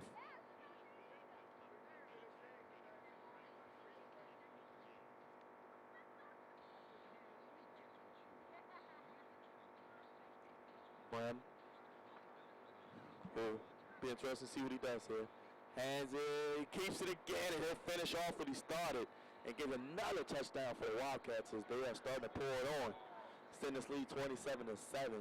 And you had to think that everybody knew Brim was going to keep the ball there. He does, scores, and validates why his coach put him in the game and hasn't looked back since. He may be the starter next week, who knows? It's just a great decision, and to be able to have two quarterbacks. Williams just got off of throwing 4 touchdown passes in his last game. And then they say, oh, you had a great game, but Brim probably is a better fit against this defense, and he's able to carve this team up running the football. So kick is up and good. 28-7, 57 seconds remaining. So do the Hornets just run out the clock in? No, they're down 21. They have nothing to lose. Got to air the ball out and try to get something going because Bethune-Cookman gets the ball to start the second half, and they can put some more points on the board. So the Hornets, they have to do whatever they have to do to get some points on the board, whether it's throwing or running or whatever trick play that Coach Carter has in mind. Might as well use it because they're down by a lot.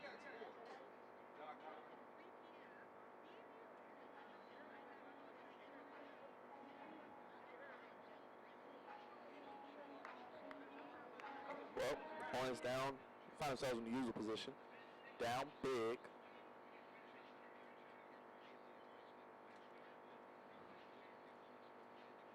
And with about 57 seconds remaining until half, Hornets have that full plethora of timeout. So you think they'll still try to make some plays here and try to maybe score? Yeah, we've seen Golson open a couple possessions ago with that deep post route, and he's a guy who seems to always sneak past the defenders. Aaron Scott, I don't know if he's going to be back yet. He was being taken care of. But Allen on a wheel route had some things happen. Short kick there is taken, and he's rocked. Trey Hall may think twice again before returning another kick. Looked like as his bell was rung. Yeah, Richardson came down, and that's the things that good teams do. They play their starters on special teams, and Richardson just laid them out on that one. Great point there, as you see. Bethune-Cookman with the 28-7 lead, kind of doing whatever they wanted to do, especially offensively. Larry Brim Jr., I mean, looking at this guy do it all. He's been pretty much mistake-free throughout his tenure as Rams offense is in a big hole. Hornets will still probably look to take a couple shots here, have their timeouts left.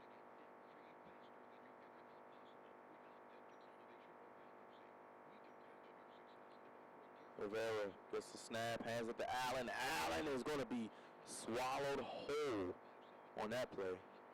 What a play there by Trenton Bridges. And London Bridge fell down on Allen there because he had nowhere to go. Yeah, and Bridges is our emerging linebacker, leads the team in tackles, 11th in the MEAC in tackles, and he plays downhill and makes a play there against Allen. So at 28 seconds remaining, gain of only 1 for Allen. The 29. Pass is complete, but not much room there as it goes to Jonathan Jones, his first catch this season. And that is only going to be a short gain on the play. Gain of 2 yards, and that will pretty much wrap up the first half, it looks like. And yep, it will wrap up the first half. And going in at halftime, the Hornets trail Bethune-Cookman Wildcats 28-7. Derek heading into halftime here. Big lead. Kind of looking at the way this offense is playing, maybe in a surmountable, but what do you have to do here? I think what they have to do offensively, they got to continue to take their shots. They've had a couple of them, but they have not been able to finish the drives. They've moved the ball well, and I've been impressed by the way they've moved the ball, especially on the ground, which I didn't expect them to be able to move like they've had on the ground. And even the passing game has looked good at times. They just are not finishing drives. The special teams let them down in the kick that was blocked, the punt that was blocked, putting the defense in bad position, and the defense themselves. I have never seen them play this bad before.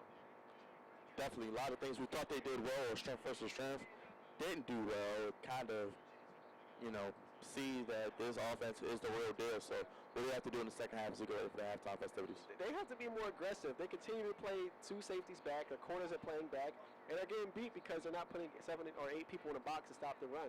Got to let these linebackers play downhill. Got to let these safeties go one-on-one against some guys, or corners go one-on-one against some guys in coverage, and bring those safeties down to help contain any outside runs. Well, Derek, we'll be back for the second half. Hope you will too and join us. DSU-TV, stay tuned. Halftime, Derek Slayton, Byron Dixon. Second half call right after this. Whirlwind, please. Turn on the sound and let the storm rain down. You ain't winning too bad, Goody. We're doing better than y'all. Oh, what, 1 game? Good afternoon, ladies and gentlemen, and welcome to your halftime entertainment. Under the direction of Mr. Randall J. Johnson and Mr. Lenny Knight, it's the electrifying band sensation from the Hornet Nation, the DSU approaching storm marching band. The DSU band would like to thank the students, faculty, staff, and administration for your constant support. Today's show is a tribute to you, gentlemen. The first human that was created, the masculine, the fellas, the man. With songs from Jason Derulo, Chris Brown, Bruno Mars, BBD, the band, and a classic song for you to get your groove on.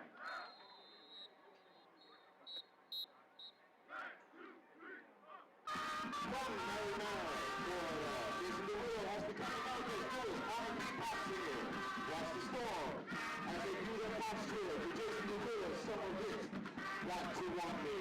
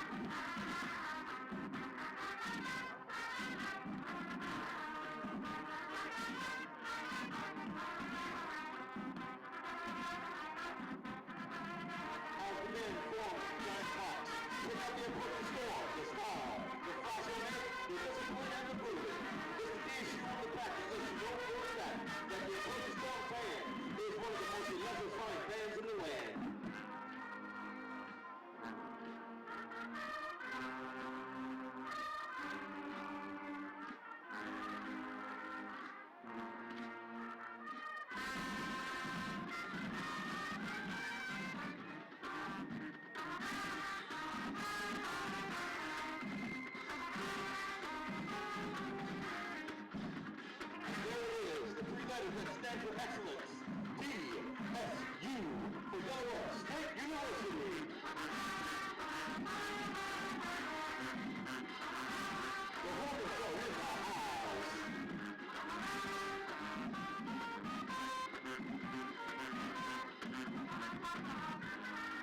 The Hornets Strong Band is the first band in history who, in 1996, had a football classic named after a marching band, the Hornets Strong Classic in Atlantic City, New Jersey.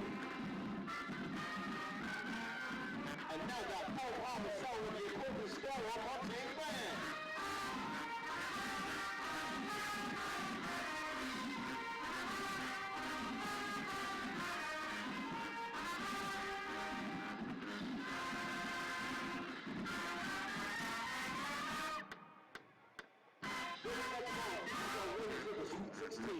Watch as they do an extravagant flag routine. First down, number 1 hit.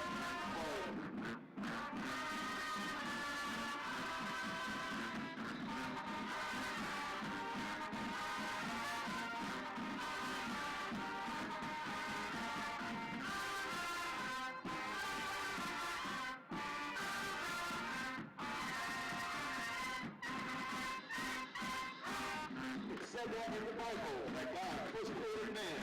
The first one hurts, the first one to stand. Let's see the fellas so we pay tribute in this show. As the Hornets don't salute you, stand up tall and feel the flow. For the strength of a man is admirable and defined. And yes, every once in a while, a woman keeps us in line. But for power tools, fast cars, and every sport of man, we say cheers, gentlemen. The great, the land. The CCC is under the direction of Miss Kimberly Conley.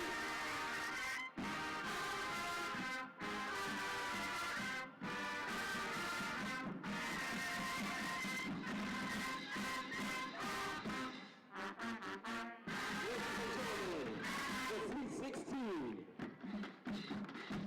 And now ladies, hold on to your men, and men, hold on to your seats. Because here are the most elite and exquisite ladies of dance we call delegates. Watch delegates as they dance and move to Bruno Mars's hit, Treasure.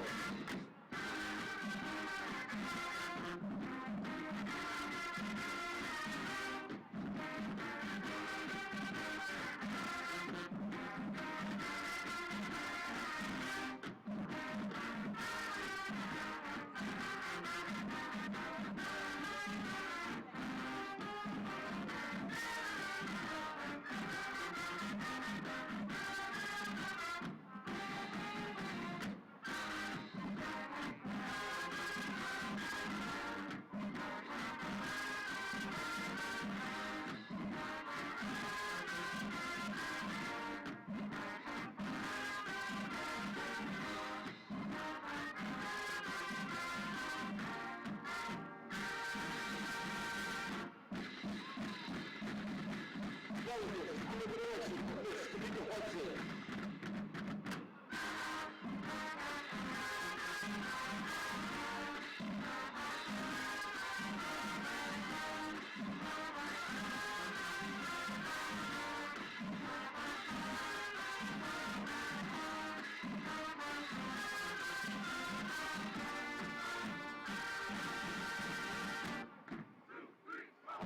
Yes, sir. It's time again for the Hornets Strong Band to bring it home. You heard the rumors and now give it the inclusion. It's time for the band sensation from the Hornet Nation. Get ready, fellas, because we're about to get our groove on as the storm gets down to many hits of our generation. And now a little BBD for you. Poison. Side 1. Side 2. A little poison. Fellas, you know how it is. You have a touch of good broken smile. That girl is.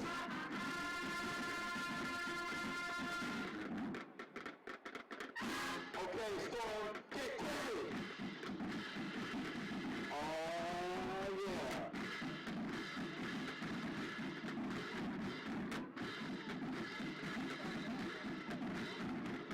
Okay, man, that's enough. I think it's time to go.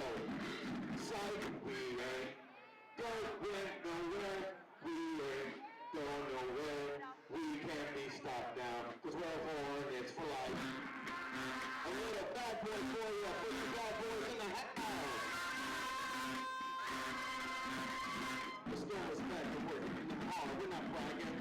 pick on your dog, that's what mad. Something like they got a brand new dog. Got top on the field like them superstars. There they go. Hopping on the store bandwagon. These aren't even with the horn in the second. DSU, that's why we're in the station. Don't try to hide it. We know we're the best man in the land.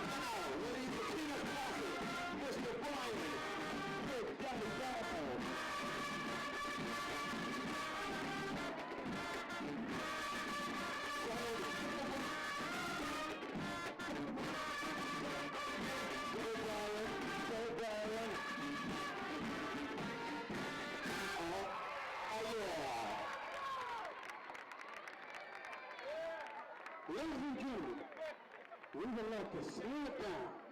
Watches Mr. Lenny Knight, Assistant Band Director, Delaware State University, conducts the band.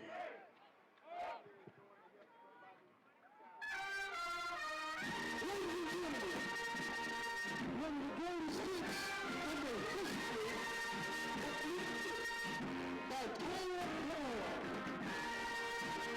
Mr. George Windsor, freshman music major, is going to let the green steel a young man. Take a note, George.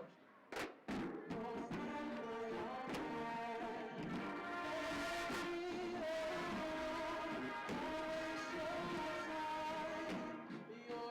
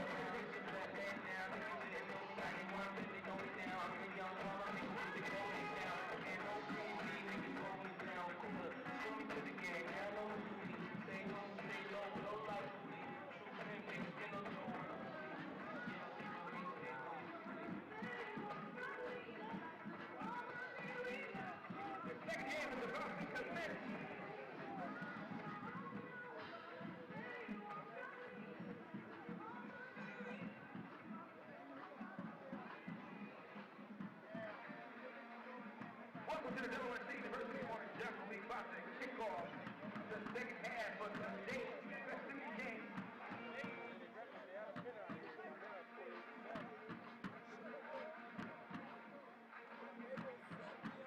see my lady cheerleaders. Welcome on over to the home side.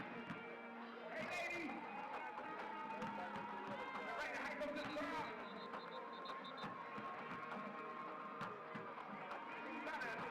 Great day for football. Lovely weather. It's supposed to be 70 degrees all week.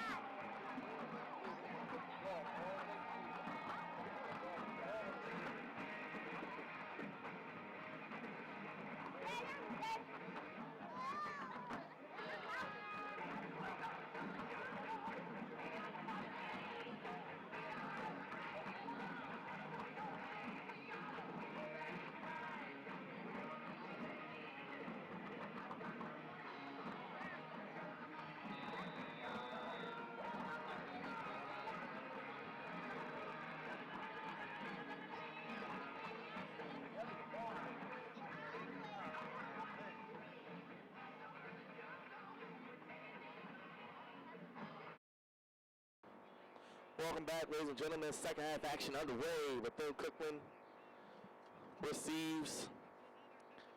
And we're underway here in the second half. 28-7 is the score. And Marquis Straighten on the return. Derek, looking at the first half, what do you have to do in the second half here to get back in this game down 21 points? The main thing has to be to stop the run, to bring some people down the line of scrimmage, 8 people in the box, and control that option. And then from there, see if they're going to beat you through the air. But they're just getting ran over 200 yards rushing so far, so they have to find a way to stop that if they want to get back into this game. Good point there. Just on the way here, like we said in the second half, Bethune-Cookman using that two-quarterback system. Looks like they'll go back to the OG, Quentin Williams, as the quarterback to start this half. Bethune-Cookman running the ball effectively, showing they are versatile, and have a little bit of balance here. Hornets come out, Jones with the carry. Jones has some room, finds his best friend known as the sideline, and he's still running. He gets a big gain down the sideline to start this drive. It seems like each time he touches the ball, it's like a 15 to 20-yard run. Great point there. I mean, you're seeing it early and often. His team is running the football effectively against the Hornets. So we'll set up another first down at the 44-yard line, and Bethune-Cookman wastes no time getting back to the line.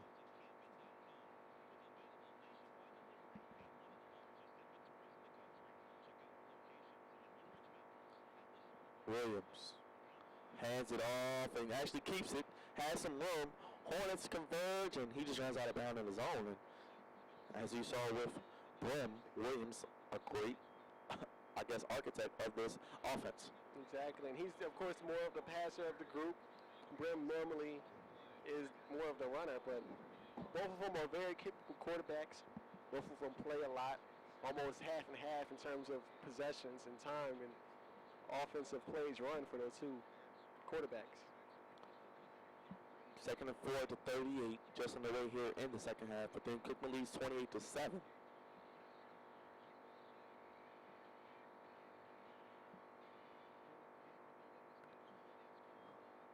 Handoff is going to stay with Williams again, and we got some flags on the play. This may be coming back. Exactly. You see 2 flags being thrown behind the line of scrimmage. Normally that's where the area of holding will be, so a good break for the Hornets.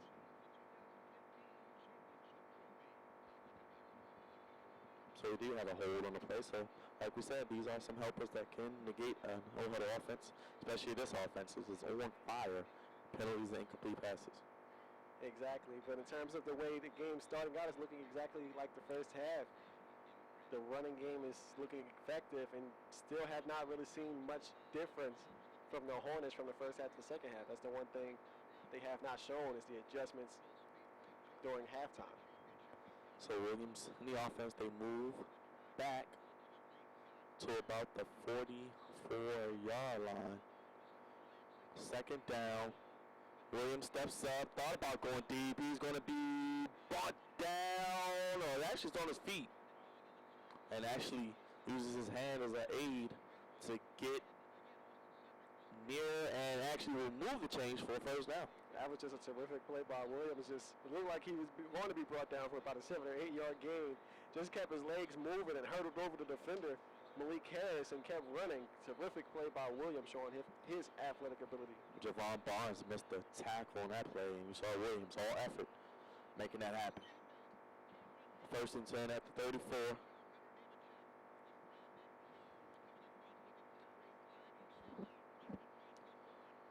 Williams actually taking his time here, trying to get the offense set. 2 receivers to his left. Hornets bring pressure. Williams steps up, has time, going to take a shot, has a man. Pass is going to be complete for a touchdown, and Bethune-Cookman strikes again.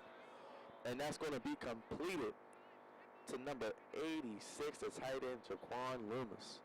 What a play there. Yeah, and that was a perfectly thrown ball because Colston was in good coverage, turned around to locate the football, but just lost in the air because the tight end using his size there. And they picked up the blitz perfectly on that play, which allowed Williams to get that pass off. They had the running back Baird chip off of Rashawn Baird to give him time to complete that pass. Well, Derek, just like that, this offense finds a way to score, and the extra point is good. 35-7 is a score, and this is getting ugly.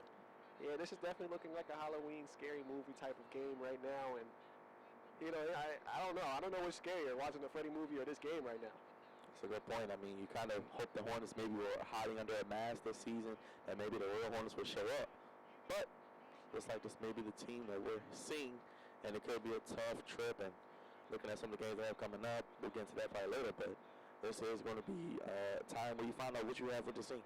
Yeah, and I don't think they need a mask because we've seen the real Hornets all season long, and this has really just been it. It's unfortunate.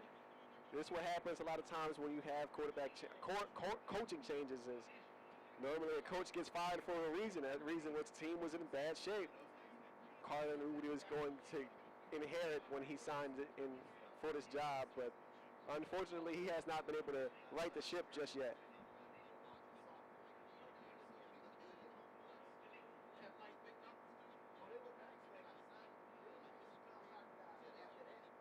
Well, Derek, I mean, this team has to be demoralized. Got off to a really good start, actually, surprisingly.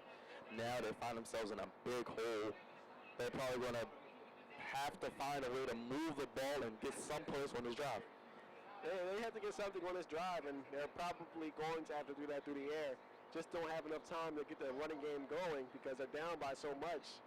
But it's unfortunate for the Hornets defense. They've given up 5 straight touchdowns. I cannot recall the last time I seen a Hornets defense just look outclassed like this. That's a good point, and you know, not only people like us are upset, but fans and people who play this program have to figure out what it's going to take for this team to, not only this team, but the culture to change and get a winning mentality. Exactly. It's just nothing really for them to cheer about besides that first block punt that was returned for a touchdown. Besides that, haven't been much to cheer about. The offense has moved the ball, but then they get their punt blocked or a field goal blocked. So just a lot of bad plays all around. Another pooch kick to Chong. Chong drops it, picks it up, gets to the 20, runs, sneaks past to about the 25. So not a bad return there from Chong, the running back. So we're at 12:57 remaining. Hornets trail 28 points, and they have the ball at the 26.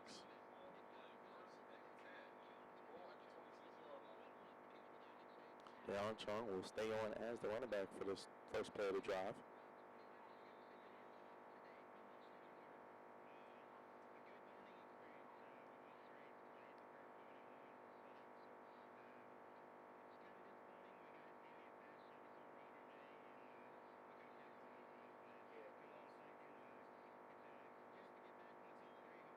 Rivera takes the snap. Chung runs ahead, has some room. Nice gain there by Chung. And Chung has had limited carries, but each time he's had the football so far this game, he's showing some good explosive, hard runs there. We got a Bethune-Cookman Wildcat injured.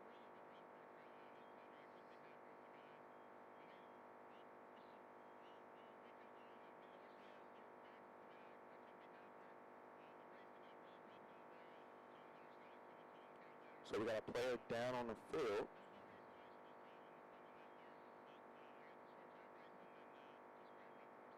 Looks like maybe Trenton Bridges, I believe. Bridges, one of their important players, leads the team in tackles, had 58 tackles coming into today's game. in a game where it looks like it's completely in hand, you never want to see that injury to a key player. So we got injury time on the play.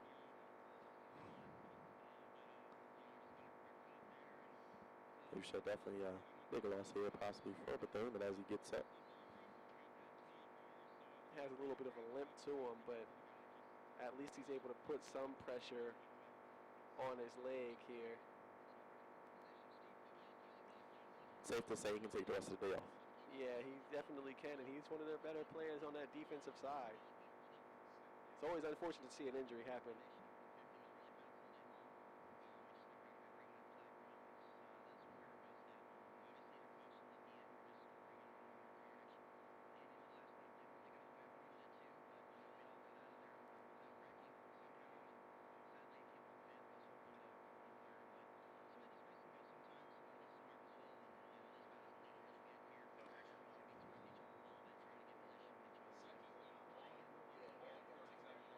So 2nd and 1 at the 37.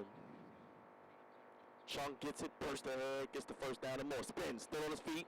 Big gain there, so about the 49 near the midfield. So like you said, Chung making the most of his catch. Yeah, and he's seldom used, but can see that quick burst that he has when the ball is in his hands, and he's making 1 or 2 players miss each time he has the football. Rivera keeps the offense pace. Fakes it, keeps it. Rivera has room and actually runs close to another first down. So good job there by Rivera. Kind of wonder why we don't see us a little bit more. Exactly. We've seen that happen on the first couple of drives in the first half, and it led to some plays. What I would like to see them do when he does keep it, then throw that little screen out to Malik Golson, because all the corners come crashing down, and Malik Golson can get a good play on that if they run that option pass. So another first down. Good run there by Rivera. Last few weeks we've seen his mobility on display. With 12 minutes remaining in the ball at the 40. Rivera snaps, steps up, goes down, and he's going to be taken down by number 55, Todney Evans, the defensive lineman, getting a sack. And there's that pressure that they didn't create usually. They've created something today.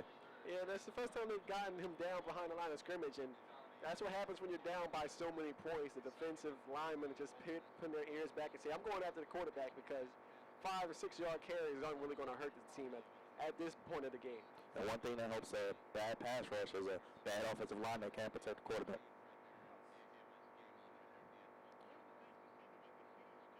Rivera, 2nd and 14, throws, has a man, and that pass is caught by Morris Frazier. And a good job there by Morris Frazier, and close to another first down for the Hornets. And that was a terrific catch by Frazier. The ball was thrown behind him and just stretched out, used all of his frame there to make a good catch. So he set up a 3rd and 1, 3rd short at the 31, 11 minutes remaining, 3rd quarter. Bethune-Cookman bringing pressure. Chung will not get it. Might be a little bit short. What do you do here, Derek? Decision time. I think you gotta go for it some more. You're down by so much, and the special teams have gotten their kicks blocked, and so you have no other choice, I think.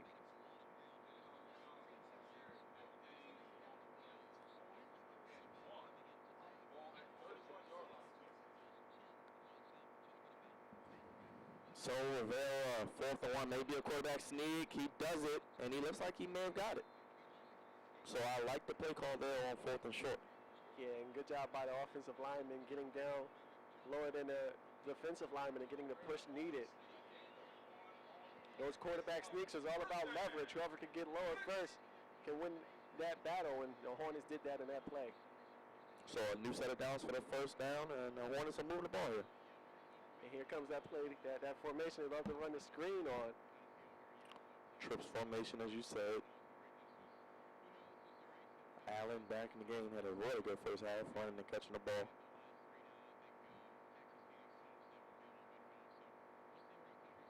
Rivera fakes it and is going to give it to Allen. Allen with a stiff arm, a little juke move. What a play there by Allen. Good run there. As we saw, he's getting 5-6 yards a pop. I'm surprised with that stiff arm. That's a surprising move from a guy that small to be able to just use power and throw a defender to the ground.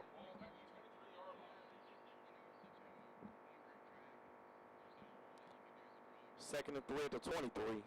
Hornets are down. Fakes it, throws it outside, and that play goes nowhere. Pass was caught by Selby, but he was sniffed out and lost a couple yards in that play. That's the other twin. We got Keyshawn Selby on the defense, the defensive back, and then we have the other Selby, Teron, as a receiver, and he got lit up on that play. So 3rd and 6 of 26. Hornets need to convert here. Down 28 points. Need something down 35-7.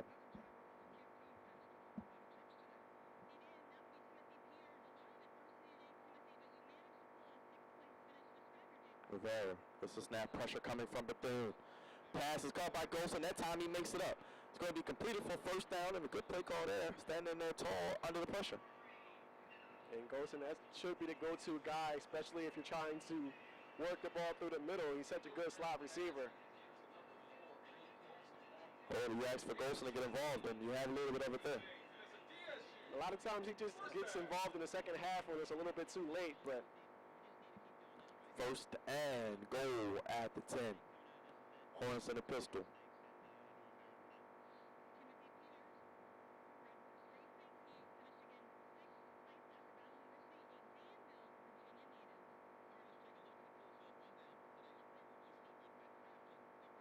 Fakes it to Allen. Rivera keeps it. Rivera running, has some room. And gets inside the 5, and a nice play there by Rivera. And a good play by Rivera just to hold on to the high snap and still get positive yards.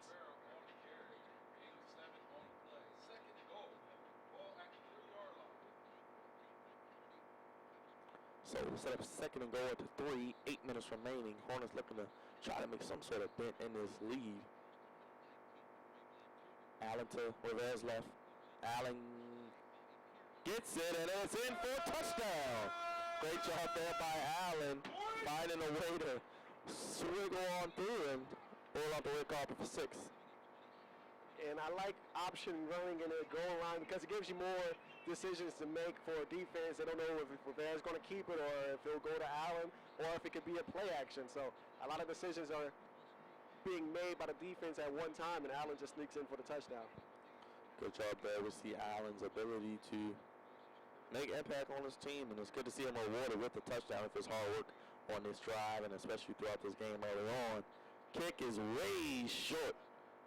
Might have been a block, and it was, and looks like it was blocked by Robert Ray, and the ball came his way on that play. Yeah, just another one of those special team blunders where you just shake your head and say, you get momentum and then it gets blocked. Yes, you score 6 points, but it's just always a bad feeling when you see something like that happen for the special teams unit.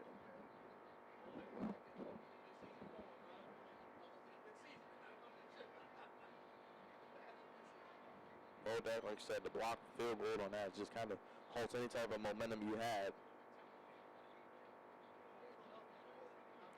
And as we have the scoreboard shot, I complained last week I had a camera person just move the camera all willy-nilly on, and I had to I set him straight for y'all guys who are watching on the live stream. He said he'll keep the camera steady whenever we get those scoreboard shots. Seems like we're having a little bit of difficulty as it's flashing a little bit, but nice scoreboard, just purchased this season, implemented for the first game against Chowan back in September, and it's kind of a crowd favorite. The fans really enjoy the scoreboard.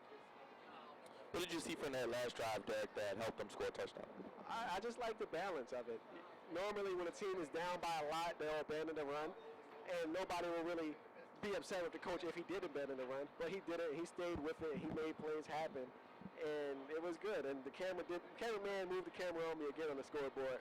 So once again, I got to let him know you can't move the camera like that when we're talking scoreboard stuff, but it's okay. It's okay. Normally I give one of the camera people Chick-fil-A, so he will be starving today.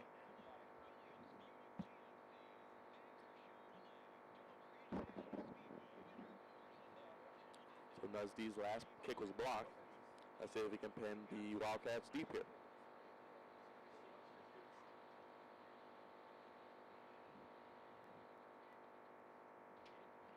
Kick is a short one, and that's going to bounce, stay in bounds, and the Hornets have a shot. It was out of Bounce. That was a good shot. Golson had a fingertip on it, just couldn't bring it down. But I like that type of sort of kick because even though they didn't recover, they only get the ball at the 26-yard line. So it's not like they gave up a lot of field position. Maybe see the Hornets do a little bit more towards the end of the season.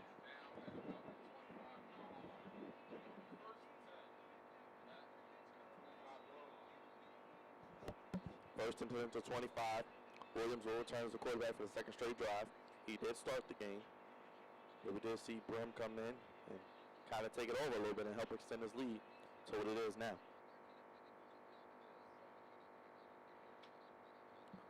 First and 10 at the 25, 7:53 remaining.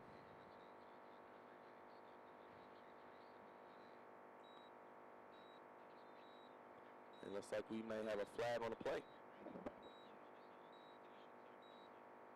Very weird to see a delay of game on the very first play of the possession. But that's exactly what just happened there. The Hornets will take that penalty though. So first and 15, ball at the 20. So good job there. Hornets maybe a little favorable matchup here for their defense.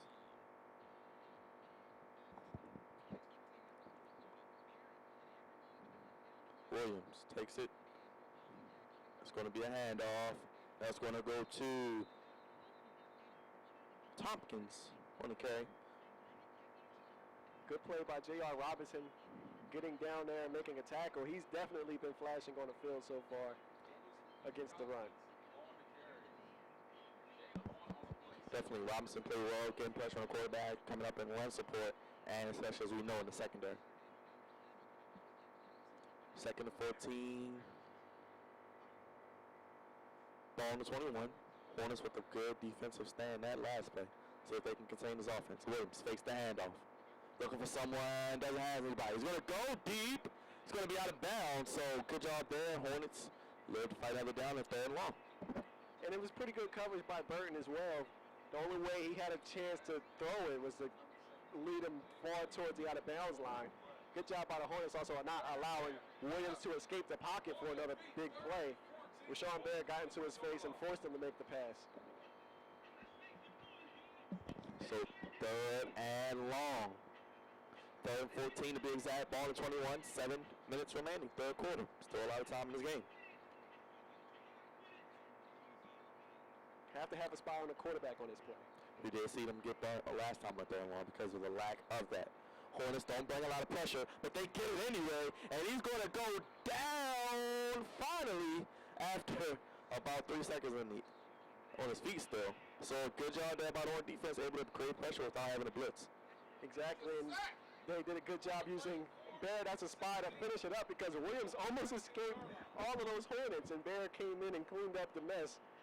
And finally, they got off on a third down. They finally forced a third down. And for the first time today, I think we're going to see the third Cookman punt. And it will be the first time Jonathan Cable on the punt. And looks like we'll have Malik Golson on the return. The Hornets could have favorable field position at midfield, hopefully. And they block it. Hornets with their second block of the day. Recovered, looks like by Looks like J.R. Robinson. J.R. Robinson again. Yeah, he's making some plays. DSU ball.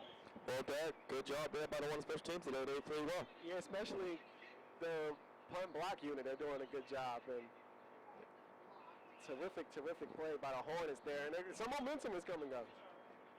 Look like, I think Tarek Colston was the one who got a hand on that football. And Tarek is always the guy that just makes tremendous plays on the field. First and 10 at the 29, 6:14 remaining. Hornets have a shot here to keep continuing to decrease that lead. Frazier at the top of your screen has one-on-one coverage. Trips to the left.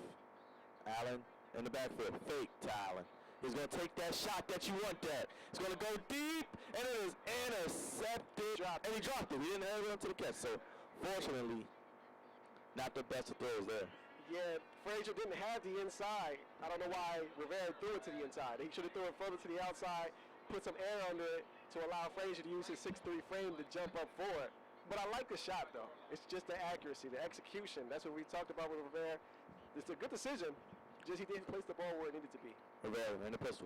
Allen behind him. Paul's throwing 29, incomplete pass.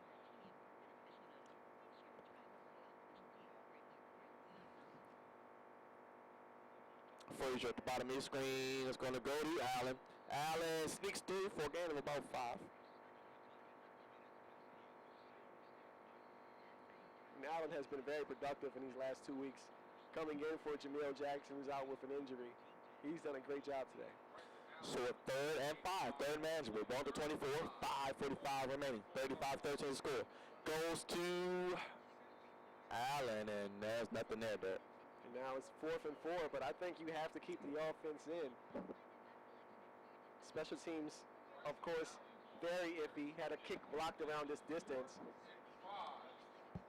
So no gain, 4th and 5. This is do or die time for the Hornets. Pistol formation receivers to his right. Got Golson in the slot. Ayers got big and injured. Haven't seen him since. Would like to see Rivera do a hard count to see if he can draw somebody off sides. Great point. Rivera in the gun. Allen to his right. He's going to run right. Going to have some room. He has going to throw it right. Golson on the sideline. And that is going to be incomplete. As they say, he was out of bounds. And I don't know how they missed that one, Derek. Golson was open for a very, very, very long time. Rivera took too long to get the ball out to him. But Golson has to keep himself in bounds.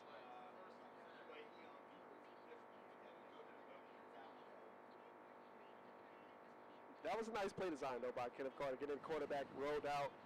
Golson was open forever. I don't know why it took Rivera so long to get the ball out to him. Everybody in the press box said, throw it, throw it, throw it. It just took too long for that play. And unfortunate for the Hornets. Definitely a tough play, tough break there for the Hornets. And Williams and his offense will be back on the field again.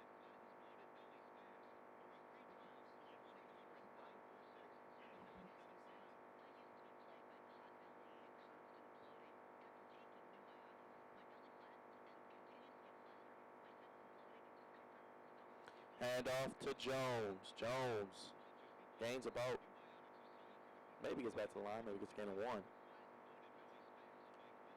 The Hornets will take that. Normally, Jones gets the ball and he runs for about 20. Good job that time by the defense, who seems to be a little bit rejuvenated in the second half.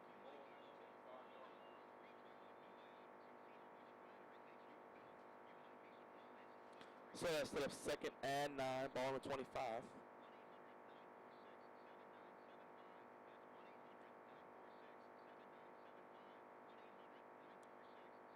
4:20 remaining.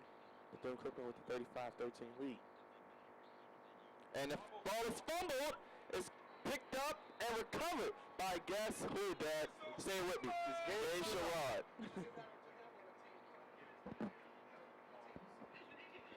The offense has to score now. They have to get some points on the board. It has to be 7. But just a good heads-up play by Gabe Sherrod, laying his body out there to recover it. Didn't try to go with the scoop and score, knowing that getting the ball was the most important thing. Give the Hornets credit. They've created some turnovers today. Took advantage of opportunities. Now the offense, like you said, they have to score. Doesn't mean anything if you don't get that touchdown. That's what they need. Rivera in the offense and the pistol. Golson back in the slot. I would like to see maybe them go back to Golson and try to amend for their pass transgressions here. A lot of one-on-one coverage. Looks like a zero blitz is probably coming by Wildcats. And it's like we'll have a timeout. Offense, for some reason, look confused. I don't understand how that happens on the very first play of a possession. So it's going to be on Bethune-Cookman's timeout, actually. Okay, so that makes a little bit more sense. Bethune-Cookman look confused. The Hornets look slow to get their play off. It was one-on-one across the board. Would have liked to see the Hornets know what their play was and try to take advantage of it. Great point there. Let's see what the Hornets do. Essentially, Bethune-Cookman took the timeout. Hornets didn't. Time to get the offense together. They need 7. What would you do here? I actually like when they use the option run. That's how they scored their touchdown, by using Allen and Rivera, and they were able to get a lot of yards that way.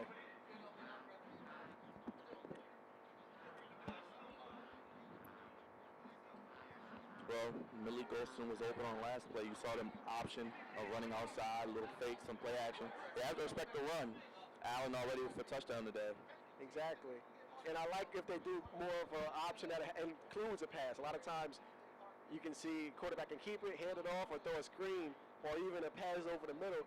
And that could be to Golson, who always operates in the middle of the field.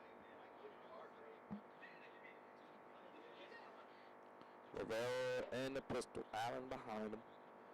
1st and 10 at the 18. Alex to Coach Carter for the change in the play.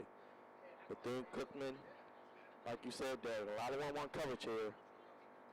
Rivera gives it off to Allen. Allen tries to get to the outside, doesn't really, and gains about 1.5, maybe 2. But I like the decision if that was kind of like an option run there, and just were unable to get under the edge. But they have to control these snaps. There's a lot of high snaps that's causing Rivera to have to hand the ball off quicker than he probably would like to. 4 minutes remaining. DSU with the ball. They trail 13-35. Ball will be on a 17 to be exact.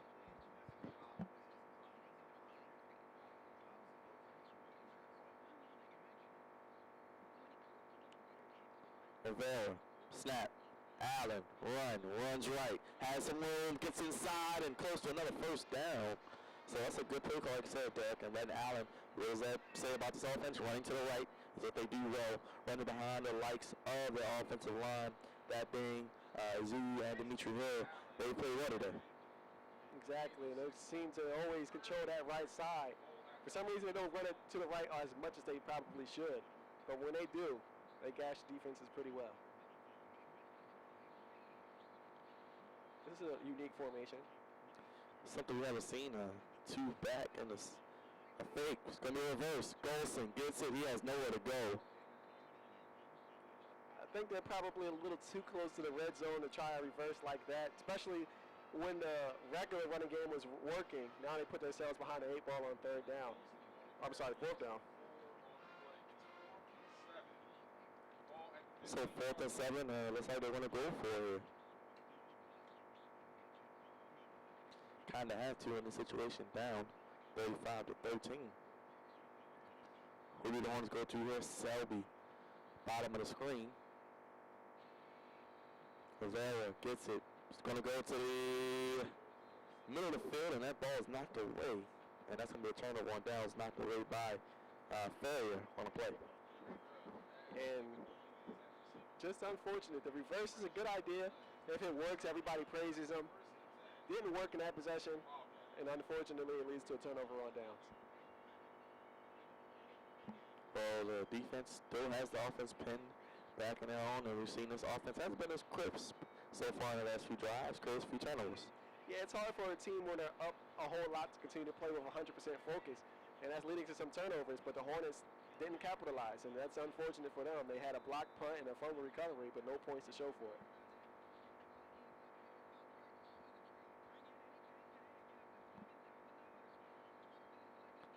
Williams keeps it himself, and he is going to be chased and tackled on the play. That's going to be tackled by Sean Baird on the play. Yeah, and Baird in the last few weeks has definitely turned into another impact player for the defense. Seems to always be around the football as well, and has emerged as that second linebacker to help out with Malik Harris. Under 2 minutes remaining in the 3rd quarter.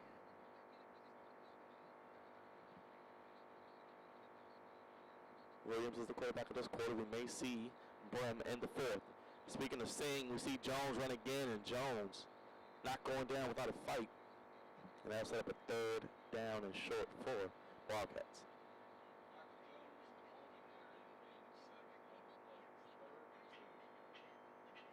So that get off the field on 3rd down is important here. They could cause another punt from deep in their own territory. Exactly, huge possession, but now it's a little bit more manageable for the Wildcats, and they can do anything they want with the option. 3rd and 2. I would be surprised if they put the ball in the air here, as they are running the football effectively today. They do have one-on-one on the outside. A lot of movement there. Hand off to Jones. Not Jones, excuse me. That's going to be Kerry White on the carry. It'll be depending on the spot.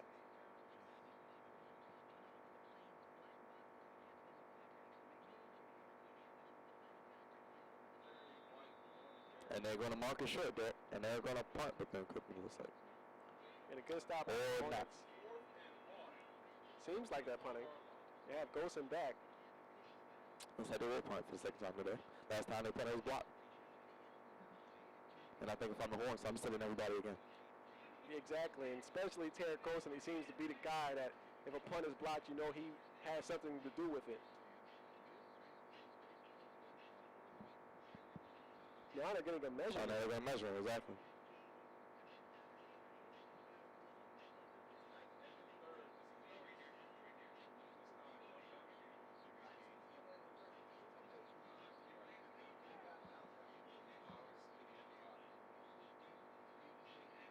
They'll mark it a little bit short. Looks like it's going to be inches.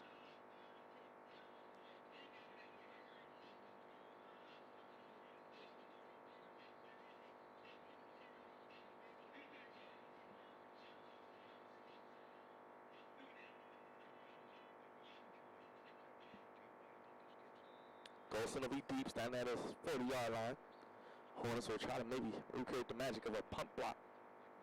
Been pretty good on special teams. And it's a fake, and the Hornets stop it. And what a play there by the Hornets. It's stopped by Teron Selby, so the other twin getting it done there. And a good job not falling for it. That's something we didn't mention. I thought they were going to punt it. And good job by Teron Selby. It hasn't been a good year for fake calls in the NFL, and that punt call wasn't the best. Having a punter keep it, maybe try to have him throw it. I really hate fake punts. And I think we talked about it. If it's 4 inches, I might as well just put it into my quarterback's or running back's hands. Especially with their running game.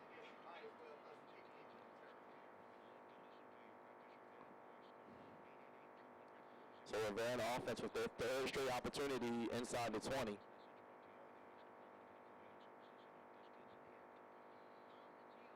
Rivera hands it off.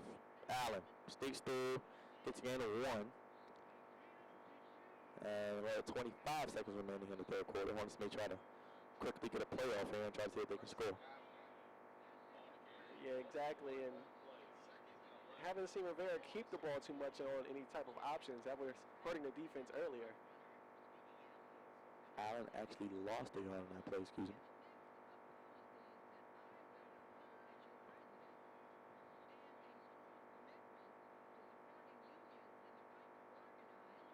Rivera gets it to Allen. Allen runs through the middle, and that'll be the last play of the third quarter. And they'll set up a third and manageable, it looks like, in the red zone. And I don't know. Third quarter. Yeah. I don't know if they knew the quarter was about to end. It looked like Rivera was shocked about the ball being hiked, but the running game in the last few possessions have been letting them down. You haven't seen Rivera keep any of them, which is allowing the defense to target on Allen and stop him for these minimum gains. Good point. Well, this game isn't over yet, Dad, contrary to popular belief. So we have 15 minutes before that's the case. But, 3rd and 9 at the 14-yard line. What do you have to do here to convert and keep this game moving? And if they don't get it, they probably will go for the 4th down. We'd like to see them roll Rivera out a little bit.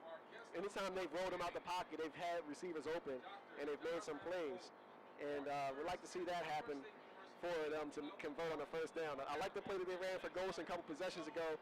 That was led to an open completion, but except Golson stepped out of bounds before he caught the football.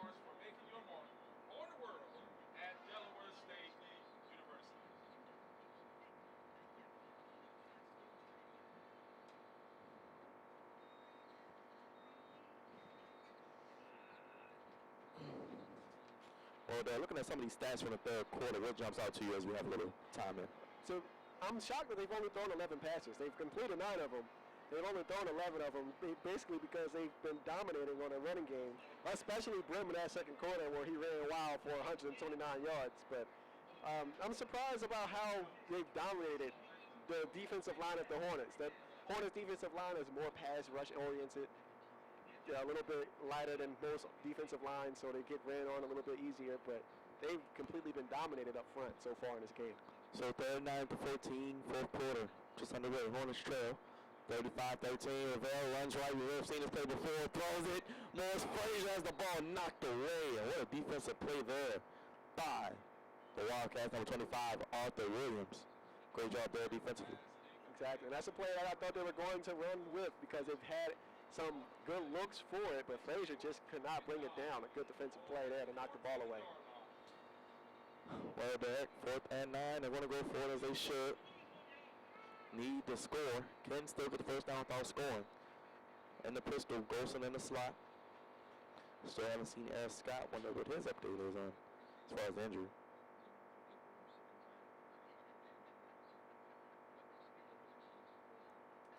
Rivera gets it. Pressure coming. Scrambles. Makes the guy miss. Throws it. Has a man wide open. It's going to be caught for a touchdown. Bryson Allen. Doug, what a play there. Keeping those eyes downfield, avoiding the defenders, showing his athleticism and making a great throw. Exactly. They ran Allen on a fake, and they just never accounted that for him as a receiver. But Rivera made that play work because Allen didn't turn on his head quick enough to receive a short pass. So Rivera had to dodge a defender and then throw it up. Loft it up for Allen to locate the football and make the completion. Terrific play by Rivera. And the Hornets somehow are sneaking back into this game. If they took advantage of the 2 turnovers previously, it could be a tie game right now. Great point. And we have 12 men on the field. This is a situation everybody's going for 2. Everybody's putting their hands up saying you have to go for 2. Make this a 14-point game. And it looks like they may be taking that advice. Rivera's coming back. And I got to give credit to this guy. They win or lose. He's played well. The versatility of the offense. Give credit to the offensive coordinator, John Allen, getting Rivera outside the pocket, running some draws, some fakes, some counters, things that get the receivers, the running backs involved in this offense, and definitely showing Rivera's ability and underrated ability, I think, mobility, and his ability to keep his eyes downfield. Exactly. Interesting play call to see what they'll do here. Have man-to-man across the board. Rivera throws it back. Allen throws it to Golson. Golson throws it back to Rivera. And the 2-pointer is good. Bring out the trick-or-treat bag because you just been good. You got trick right there and a treat for the Hornets fans right there. That was a terrific play, Dad. The design, I was so confused on what I just saw. I was like, I hope this is the reverse. And then you see Rivera running the route. That play worked to perfection. And now 2-possession game. Well, Derek, we're talking about this team. This is a rivalry that's been close throughout the years. Still a close game. Wonder if the Hornets on the special teams will go with that pooch type of kick again. Almost recovered it last time as it bounced off of Golson's hands early in the 3rd quarter. Great point there. Definitely like what they've done. Well, Derek, talked about David Rivera. Just go ahead and talk, give your opinion of what you saw and like from him in this game. I think his toughness, honestly. They've been down a lot, and they've had possessions where he made a mistake or somebody else made a mistake, but he hasn't put his head down. He continues to fight. 21 points on the scoreboard, and he's playing well. He's played very well. He's looked like a potential starter next season. He definitely does, and we talked about seeing what you have for next year. Rivera, if he plays like this, even without the wins and losses, just doesn't turn the ball over, makes some throws, continues to improve, gets the reps, works on his deep ball accuracy, and giving his receivers a chance to get the ball, build some rapport, maybe get some more weapons around him. You never know what you might have here in the offensive line as well. Exactly. Last season he struggled. But last season, he wasn't a part of the off-season program. He came in late as a recruit, as a JUCO recruit, and didn't really do too much. But this year, after a full off-season, has shown some talent and why he was brought in to be a Hornet. And let's see if they go onside kick or if they kick it in the middle. There's a gap. They're right in the middle of the field. All right, let's see what the Hornets do here on special teams. Do they try to short kick?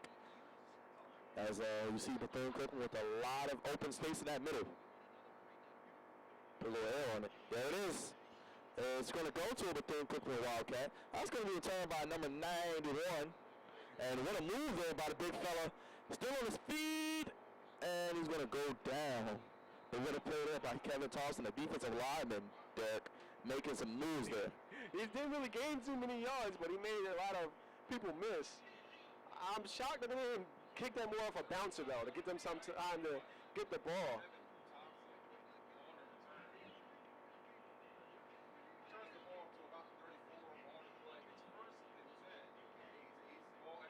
Well, Doug, defensively, this team has played better this half. What have you liked? They've been more aggressive, more downhill, more reliant on their safeties to come down and help and say, okay, we'll have our corners on the island, but we have faith that we can make some plays in coverage if need be. Well, here he is, Larry Brim Jr. back.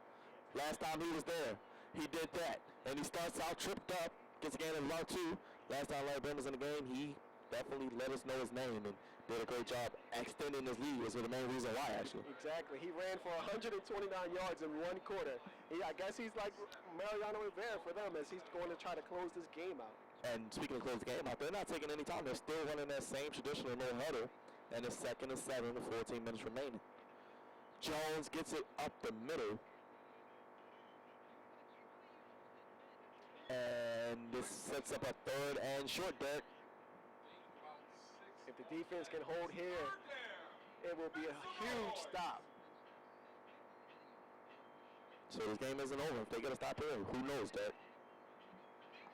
They got to bring some people up. They have 2 safeties back. One of them have to come up and try to help. Brim Jr. has it, fakes it, keeps it. He's trying to get to the edge. He's stopped. What a play there by the Hornets. He's stuffed immediately. Malik Harris, what a great job there of tackling. Terrific job by Harris, but also J.R. Robinson got just enough of Brim to slow him down for Harris to make a play. Terrific stop. We do have an injury down as the Wildcat is near midfield, and he's on the ground still. And I think a great job there of, like I said, Robinson making Brim extend the play sideways and not forward straight ahead and allowing Harris to come in. Exactly, and J.R. Robinson has had a terrific game where they brought him down to try to stop the run. He's done a good job of containing the quarterback. He's done a good job of knowing when a running back has the ball. And most importantly, in the open field, it's hard to bring down these guys. But he's been the main guy just around the football in the open field, making plays happen. And then you think of a few fundamental mistakes in that second quarter of allowing Brim to get outside, this game could be a lot closer, or the points that they have and the yards they have are non-existent. Exactly. And still down on the field. Looks like it's a lower leg injury. Trying to see who it is. It looks like it's Dazzy Morris, the offensive lineman, but he's getting up now, so that's a good sign. Trying to put some pressure on his legs here. Doesn't look too serious as he has people helping him up, but doesn't look too serious. But losing one of the offensive linemen, Daisy Morris, could be big for them, especially with their ability to run the ball we've seen today. Yeah, we're seeing some of these guys on the Wildcats interior starting to fall and be hurt. And at one point, the Wildcats have to say, we can't continue to run this no huddle because we're not taking any time off the clock. It's still 13 minutes in the 4th. The special teams for both teams haven't been terrific. But Bethune-Cookman struggles with their special teams and punting as well, so anything can happen.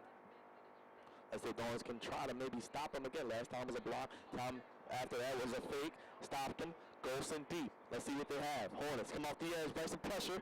It's a good punt, actually. It's going to be fair caught by Golson wisely at the 25. So Rivera will have to move the ball down the field, but we've seen the capabilities of that today. If I'm Rivera and you have all the confidence in the world, just take a shot deep and see what can happen because they're getting a lot of one-on-one on the outside. Frazier dropped the pass earlier, but you know he wants to atone for his mistake. You have a chance to throw it to him deep and see what he can do. And of course, we always talk about Allen and Golson. They're 2 playmakers with their quickness on the outside. And this game isn't over. I mean, they still can mix it up and be balanced on offense and run the ball a little bit and give Allen his touches. Only one safety back. A lot of pressure coming. Allen gets it. Good run ahead for about 2. And there it is. They are going to show a little bit of balance and not give up on this run game, which has worked for them. And they have stayed with it all year. I got to give them credit. Yeah, they have to stay with it because they don't want Rivera to have the entire load off on him. So I understand the decision, but would like to see them air it out when they have only one safety deep. Pistol. Rivera, 2nd and 9. Ball on the 27-yard line. 35-20 was the score. Wildcats have run the ball effectively, but the Hornets have shown some fight in the second half. One safety deep for the Wildcats. Here comes the pressure. Picked up greatly. Rivera fumbles the ball. Luckily, he falls on it. Terrific play by Donald Smith getting a hand on the football, forcing the fumble. And now, 3rd down and long, the situation that's killed the Hornets all season long. 3rd and 17. They have to take a shot here and possibly even go for 4th down as well. Exactly. Would like to see the Hornets maybe bring somebody in for extra protection and give Rivera some time to allow these deeper routes to happen because they're starting to come back to Rivera now.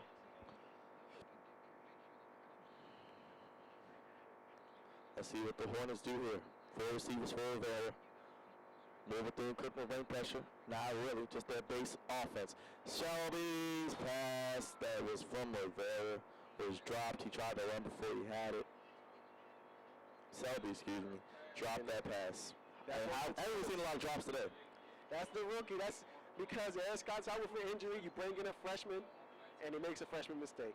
Definitely a great point there, Derek. He has to make that play before trying to turn around and run with it. Heard the footsteps, and no one's for a punt. Exactly, and especially in a situation like that, he ran past the marker. So his biggest thing is to catch the football because he had the first down, even if he got tackled right where he caught the football. Inexperience, probably nerves, messed him up on that one.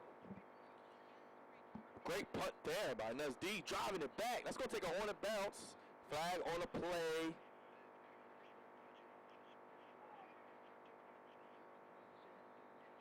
And Brown on a return. Derek, defense played well this half. Maybe may need one more magical play and maybe create another touchdown of their own to help this game become really even that more tighter.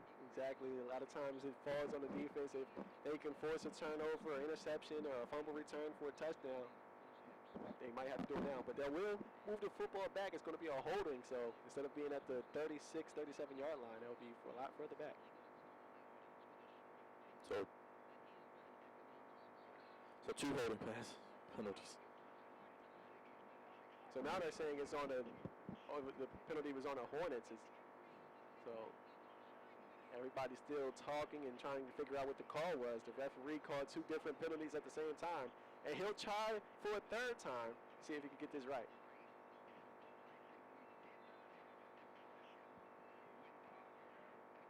So 4th and 17, excuse me, it's going to. Let's say they may have had two offsetting penalties. We're trying to get clarification.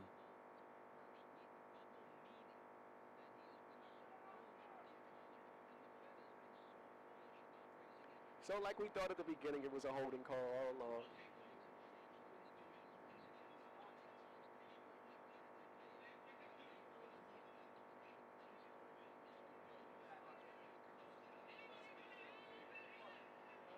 So ball be at the 18 for the Wildcats to start out with. So I'm guessing the holding happened very early during the punt because they returned it pretty far. So really, really good break for the Hornets.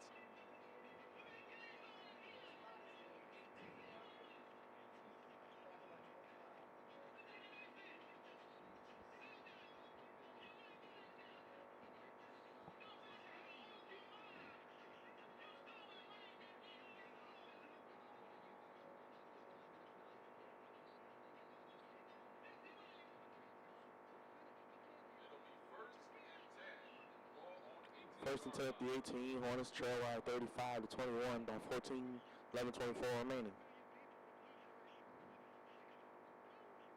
Brim Jr. hands it off to Jones. Jones up the middle. Takes a big hit and gains about 2 yards on the play. Clock keeps winding. Let's see if the Wildcats get up a little bit slower and take their time getting back to the line. That's what they probably should do. They're letting this game get a lot closer than it should be.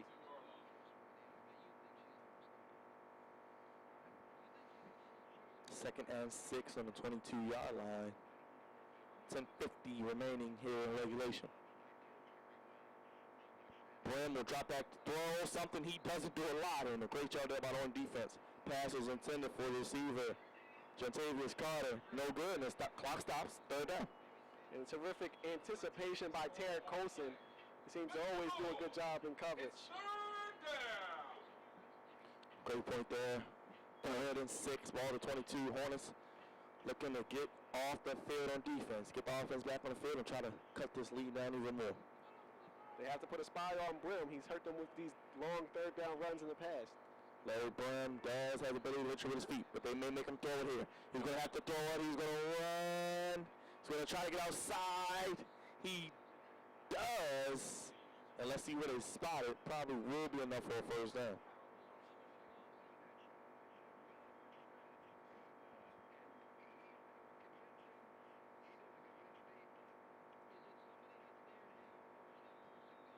So that's going to be a first down and a demoralizing play there for the Hornet defense.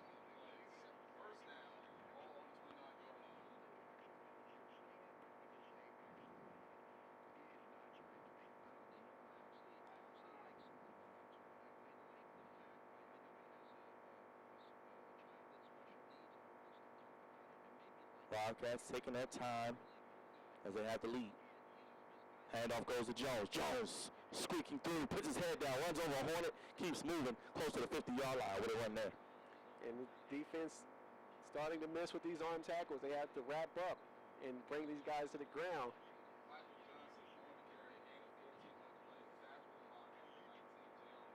So tough there. Hornet defense, as you said, looks worn down.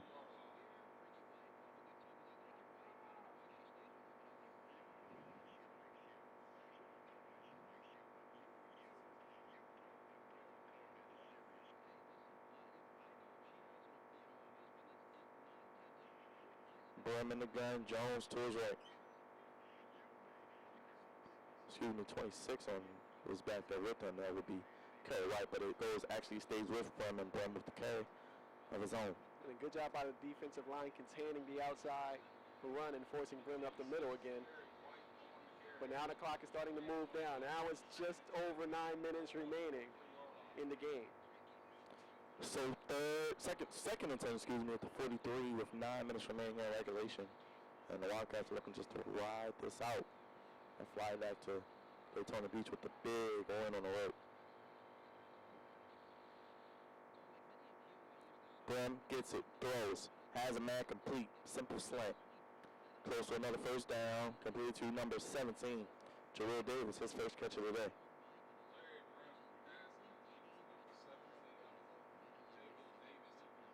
And they waste no time getting back to the line.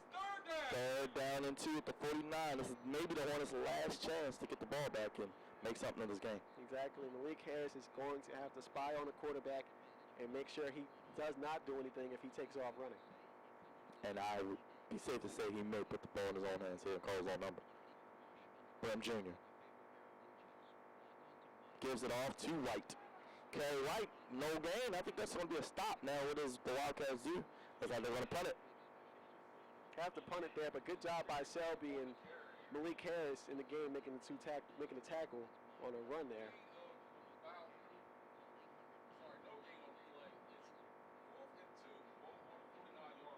So it'll be another punt. Hornets maybe have a shot to maybe block another kick.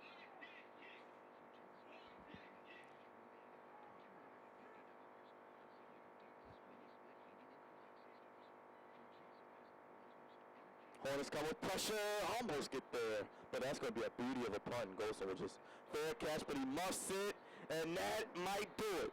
It's going to be recovered by Bethune-Cookman.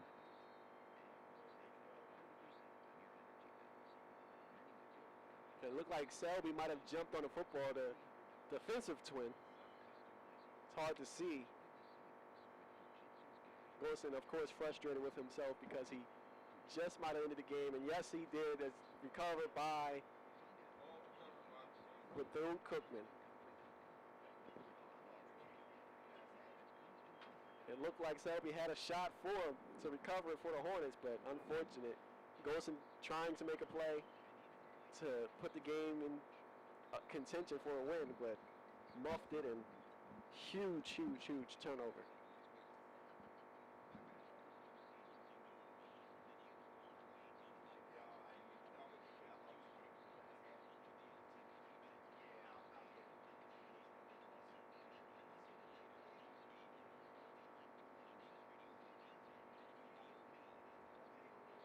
Or there, because they try to discuss this whole situation here.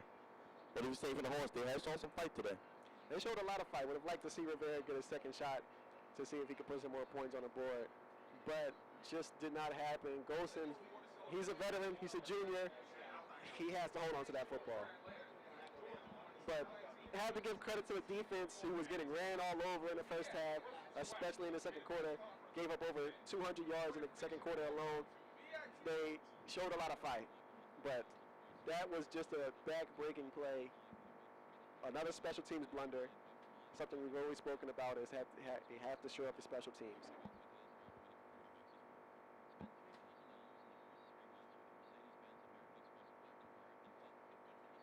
Well, first and goal to 5. Brim hands off to Jones. Jones up the middle. Not much room there. And we're approaching 7 minutes remaining. And it looks like barring a major play, the Bethune has a great shot to add some points to the board here. Exactly. The Hornets continue to fight, though. And that's the one thing we were worried about is late in the game or whenever, will the Hornets continue to fight for Coach Carter? They've definitely showed the fight. Even though they were down 28-7, they continue to play hard, especially on the defensive side of the football. Rivera showing improvement week after week, had a career high last week of 241 yards through the air, and didn't have as many this game, didn't throw the ball as much, but did complete a touchdown pass. So some bright spots on the offense finally starting to shine for the Hornets. Grim Jr. with White behind him. Jones to his left. A little bit of a pistol formation here.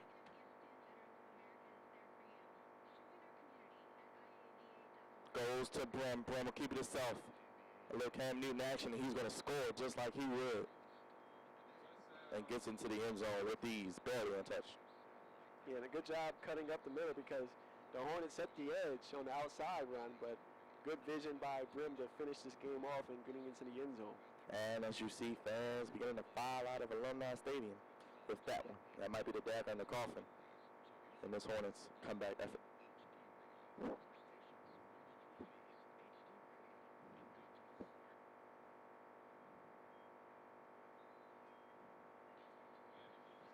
Goal kick is up and in. 42 points to 21 points. Hornets trail. And think about this Bethune-Cookman offense. Give them credit. They still found a way to put up 42 points, Dad. Exactly. They did it showing that running game. This game last week, it was the passing game. And just a terrific performance by a competitive team that's always in the running for the MEAC championship. Well, I kind of foreshadowed a little earlier talking about MEAC standings and the hierarchy of MEAC teams and who's going to play in that first ever Celebration Bowl. Don't ask me how they decide that when all the teams end up with the same record or same MEAC record. But who do you see as the potential winner of it? I think North Carolina A&T is in first place now. Big win last week for their homecoming. Look at the standings there. Great job there by the graphics team getting that up. North Carolina A&T, Bethune-Cookman, North Carolina Central. Delaware State will play these next two teams. They're going to play these three teams next 3 weeks. Bethune-Cookman today. Central next week at A&T. Yeah, and you look at the schedule, what we talked about, this was the schedule, the part of the game where they had to get some wins early because they're going to face the top 4 teams in consecutive weeks, and that's what happened. But Bethune-Cookman keeping pace with NC A&T. Of course, they lost to them a couple weeks ago. So, I mean, in terms of Celebration Bowl, it looks like North Carolina A&T might go. They are also nationally ranked, so they can still get an at-large bid if they want to do the playoffs. So it kind of depends on what they want to do. They have complete control of their future as long as they can continue to win their football games. Bethune-Cookman, of course, always right there neck and neck, and NC Central and South Carolina State will still have a say in everything. But it's a close race. Hampton still has one of the best offenses in the league and can definitely make a run for it late. And that kick's going to stay inbounds and be recovered by the Hornets. But at what cost? Because Wilson got socks knocked off. Well, like I said, that 2 straight trips to Carolina next 2 weeks. You'll find out more about this team. Probably not going to win, but let's see how they play the fight. Exactly, and it's going to be a fun last few weeks for the MEAC as a whole. A lot of games are going to be on ESPNU, a lot of close games, a lot of games that will decide the first place winner in that ABC, NBC. I think it's going to be on ABC for the Celebration Bowl, which will be huge. But for the Hornets, they continue to play top teams in the MEAC, and they've competed well. I think the offense has shown some fight. They've definitely shown some explosion plays. Allen had 2 big-time plays. Rivera has shown more command of this offense as he's shown today. Hand off to Allen. Getting about 1 in the play. As you said, added intensity each week in the MEAC because of that Celebration Bowl and the SWAC to their credit. Exactly, and the winner gets, I think, $700,000 whoever gets to play in it, so definitely something huge for that program. And each group gets a piece of that as well. Exactly, it's a good thing for the MEAC, and I think it'll help get more players drafted into this because they get the national spotlight on the Celebration Bowl. We seen what draft day did for somebody like Rodney Gunter, who did his draft day performance workout and had his stock rise. Rivera is going to go down with a sack there by number 93, Anthony Myers. Speaking of Myers, Halloween, Michael Myers, a little bit of a perfect fit there. And it's just unfortunate for Rivera now. You know, the defense are just trying to pad their stats. Everybody's going at the quarterback because of the score, and they're just trying to get the sack there, and he gets hit on that one.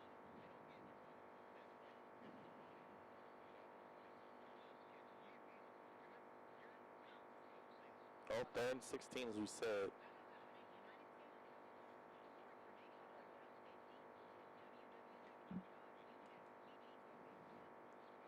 Rivera, a little bit of a high snap, gets it. Throws it. That's going to be, looks like it's going to be incomplete. Ghosted on the pass is intended for him, as they have 5:22 remaining here in the 4th quarter. That was a good throw by Rivera. I thought that it was completed there, but nice job stepping into the pocket and throwing a beam to Golson.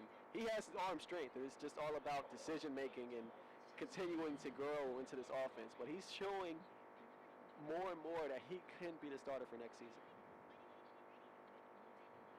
Hornets will punt.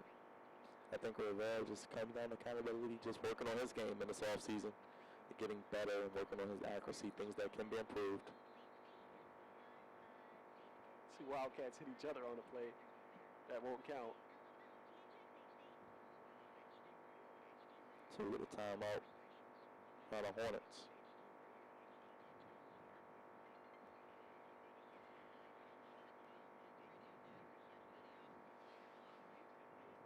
If I was Wisdom Nazudi, I would have probably took a dive. It was about to hit him. I would have just faked like they hit me and fell, held my leg for a while, see if I could have drew a flag. Didn't happen. Unfortunate. You know, if he took drama there, he might have got the penalty for the Hornets. Good point there. This team definitely played well at times today. Got to a good start. 2nd quarter has been tough for them. First half in general, I guess. Kind of digging themselves in big hoops. Exactly. That first half last week was the reason for a bad game in the homecoming. Second half, they played better, and the exact same result happened here, especially in the 2nd quarter where it just seemed like they couldn't stop the run. They finally made some adjustments, but it was just too late. I think that's something Coach Carter has to do is make game adjustments. Sometimes he makes terrific adjustments at halftime, but he couldn't stop the bleeding before it was too late.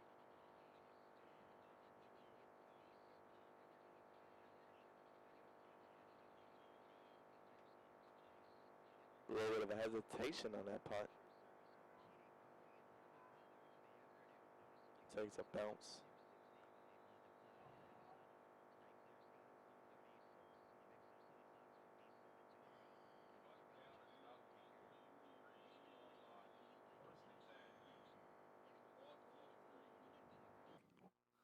Oh, Derek, what do the Wildcats have to do here to pretty much virtually control this game? I mean, they don't have to do too much. They don't have to reinvent the wheel. They're just going to continue to run their option and run the ball and take some time off the clock. But knowing them, they're probably still trying to put some points on the board. This has been a competitive rivalry. Of course, like you said, the Hornets lead it 19-18 all time in the win series. But, of course, they'll try to tie this up with the win here. Brum and Jones in the backfield. Brum is the quarterback, of course. Handoff's going to go to Jones. Jones runs up the middle and gets a nice gain on 1st down. Haven't seen much of Jordan at the As we're inside of 5 minutes remaining. Excuse me. A lot of Jones in the 2nd half. Haven't seen too much of Jordan. And a lot of White, too. Yeah, White's in there. I don't recall Jordan being hurt. Maybe they're just trying to save him. He was a player that's been injury prone in the past, so maybe just trying to save his legs. But Jones has done a terrific job running the football. At one point, he was averaging 10 yards per carry.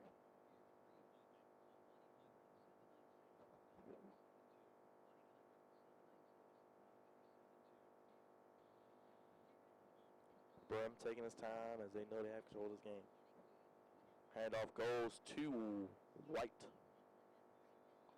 And he bumbles ahead for a nice gain and a 1st down for the Wildcats.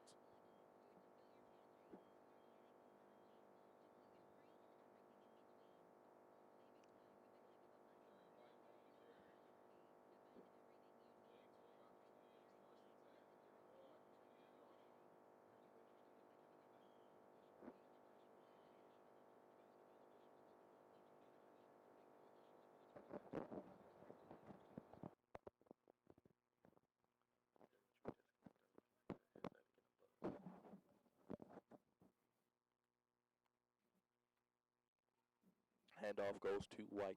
Short gain on the play.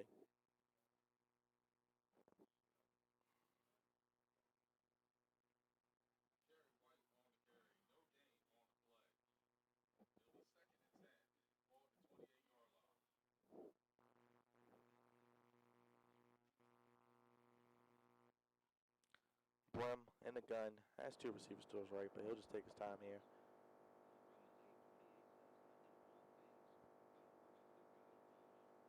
We're inside of 4 minutes remaining here. Hornets trail 42 to 21. White gets it again, and he gets another gain of about 5, maybe 6 on the play. Have to give credit to this offensive line. They've done a great job from the very beginning of the game of just getting that initial push up front, which allows everything, of course, to work in terms of the running game.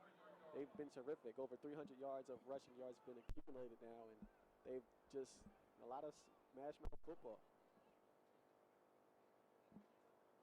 Definitely controlling the line of scrimmage in this game and pretty much running the football as opposed to throwing it as they usually do.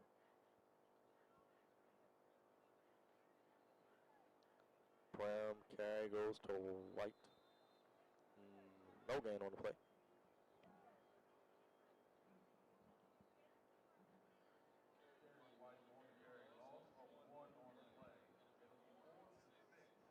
So 4th and 6, they'll stay on the field here, Derek.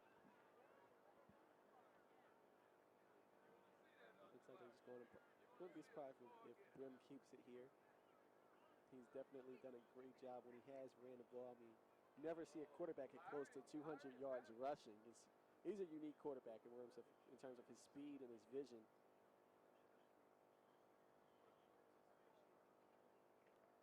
Bram keeps it, as you said, Derek, and gets a first down.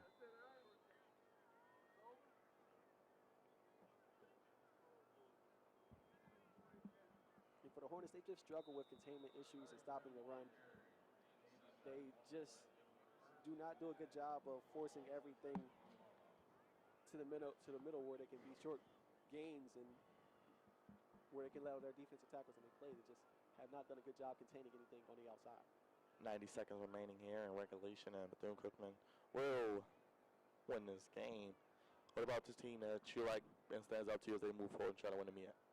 Just their balance, to be able to 1 week throw for 300 yards and get 4 touchdowns, to say, okay, we're just going to run for 300 yards. That's a lot of talent, a lot of great personnel plays, and just a terrific job by their coordinator to say, okay, I think our best bet against this team is to run the football line. And I mean, to be able to just dominate with really just the option run. They haven't done anything unique. They just said, we're going to line our guys up, and they're going to run right through your guys. And it's terrific to have an offensive line that can do that.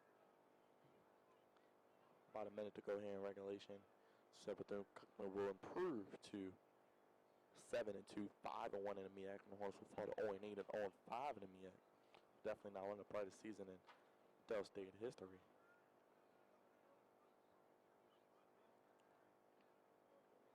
Bram gives it to White. White runs, and he's going to get another touchdown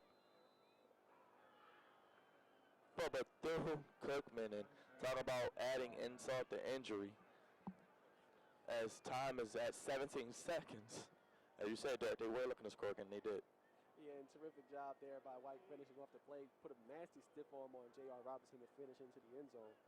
And we had the graphic up for us as a final, but it's still a little bit time remaining. But, I mean, we all know the game's over, so I understand why that graphic went up. But just an overwhelming offensive line, a dominant performance by the offensive line, and terrific running by everybody, whether it was White or Jones or Jordan or Brim or Williams. Had 5 different guys that ran terrific, and ran for first downs, and ran, for touchdowns. It's a terrific performance. They say it's a lot you can learn from a loss as opposed to a win. Even more, I would say. What do you think the Hornets learned in this loss, knowing that they were overwhelming underdogs, but definitely showed some valiant effort? I think they learned a lot about Rivera and his toughness, his ability to make plays happen, to what plays he likes. He seems to like to roll out in the pocket more and use his legs to get to the edge and then throw the ball. Defensively, you learn, hey, we can't just put our 4 linemen up to stop these guys. Sometimes we have to bring linebackers. Sometimes we have to move safeties down. And also they have to learn on how to contain runs and keep everything inside. They've given up a lot of runs to the outside. And that's something they've done all season long. Sometimes the defensive ends just run too far down the field, allow gaps in the running game off tackle, and they've gotten hurt because of that. Well, says 17 seconds remaining. Game is over, but over there for the Hornets gets no easier. As we said, could come down that November 21st home finale, season finale against Howard. 2 winless teams probably will be going at it. And that's if Howard does not win today's game. Last time we checked, I think they were beating Savannah State. So never want to be winless and never want to be the last team to get a win, which might happen if Howard gets their win today. Little squib kick here. It's going to be taken by Sherrod. He does a little bit of everything. Not one of his best games. Did have a fumble recovery, a couple tackles for losses we've seen, but they did a good job containing him to a limit as well. And a little bit of a scrum here because Sherrod at the very end pushed somebody down to the ground. But the Bethune-Cookman players, they didn't care too much about it. They just cheered and said, look at the scoreboard. Of course, you can understand the frustration by the Hornets, but Sherrod has to make sure he doesn't do anything that'll get him ejected. Well, that's pretty much the game here, and as we said, tough schedule ahead for the Hornets. And Bethune-Cookman is right in that discussion for MEAC title. North Carolina A&T #1. North Carolina A&T actually beat Bethune-Cookman. But let's see what happens. Still 3 more weeks left in the season. Exactly. A lot of time remaining. A&T still has to play a couple good teams on their schedule. So the season isn't done. Bethune-Cookman knows if they took care of business here, they would still have a shot at the Celebration Bowl. Jackson on the carry there. And that's going to do it, ladies and gentlemen. Hornets will will fall today 49 to 21 to Bethune-Cookman Wildcats. Wildcats improved to 7-2, 5-1 in the MEAC. Hornets fall to a lowly 0-8, 0-5 in the MEAC. Well, Derek, tough loss here today. What can you say Coach Carter has to talk about with his team? I think they've seen something in Rivera in the last 2 weeks. Last week he had 241 yards through the air. This week we've seen him hit on a couple of deep passes that he struggled with in the last few weeks. So the progression of Rivera has to be encouraging. They're a quarterback away from being an average team in the MEAC. So if they can get Rivera right and they can address some issues on the offensive line, and they'll have a shot. They will have a shot. They have to figure a way out on how to score in the red zone. Had a couple of turnovers, a block punt, a fumble recovery in the red zone, but were unable to put points on the board. If they figure that out, they can become a lot better. Great point there, Derek. We'll be back November 21st for our home finale of Hornet football for the season, as the Hornets will play the Bisons of Howard University. Hopefully the Hornets can get on the win column before then, but if not, this will be their last opportunity for a win. For the crew, for Derek Slate, I'm Byron Dixon. Have a great night. Happy Halloween. Be safe. And thank you for watching.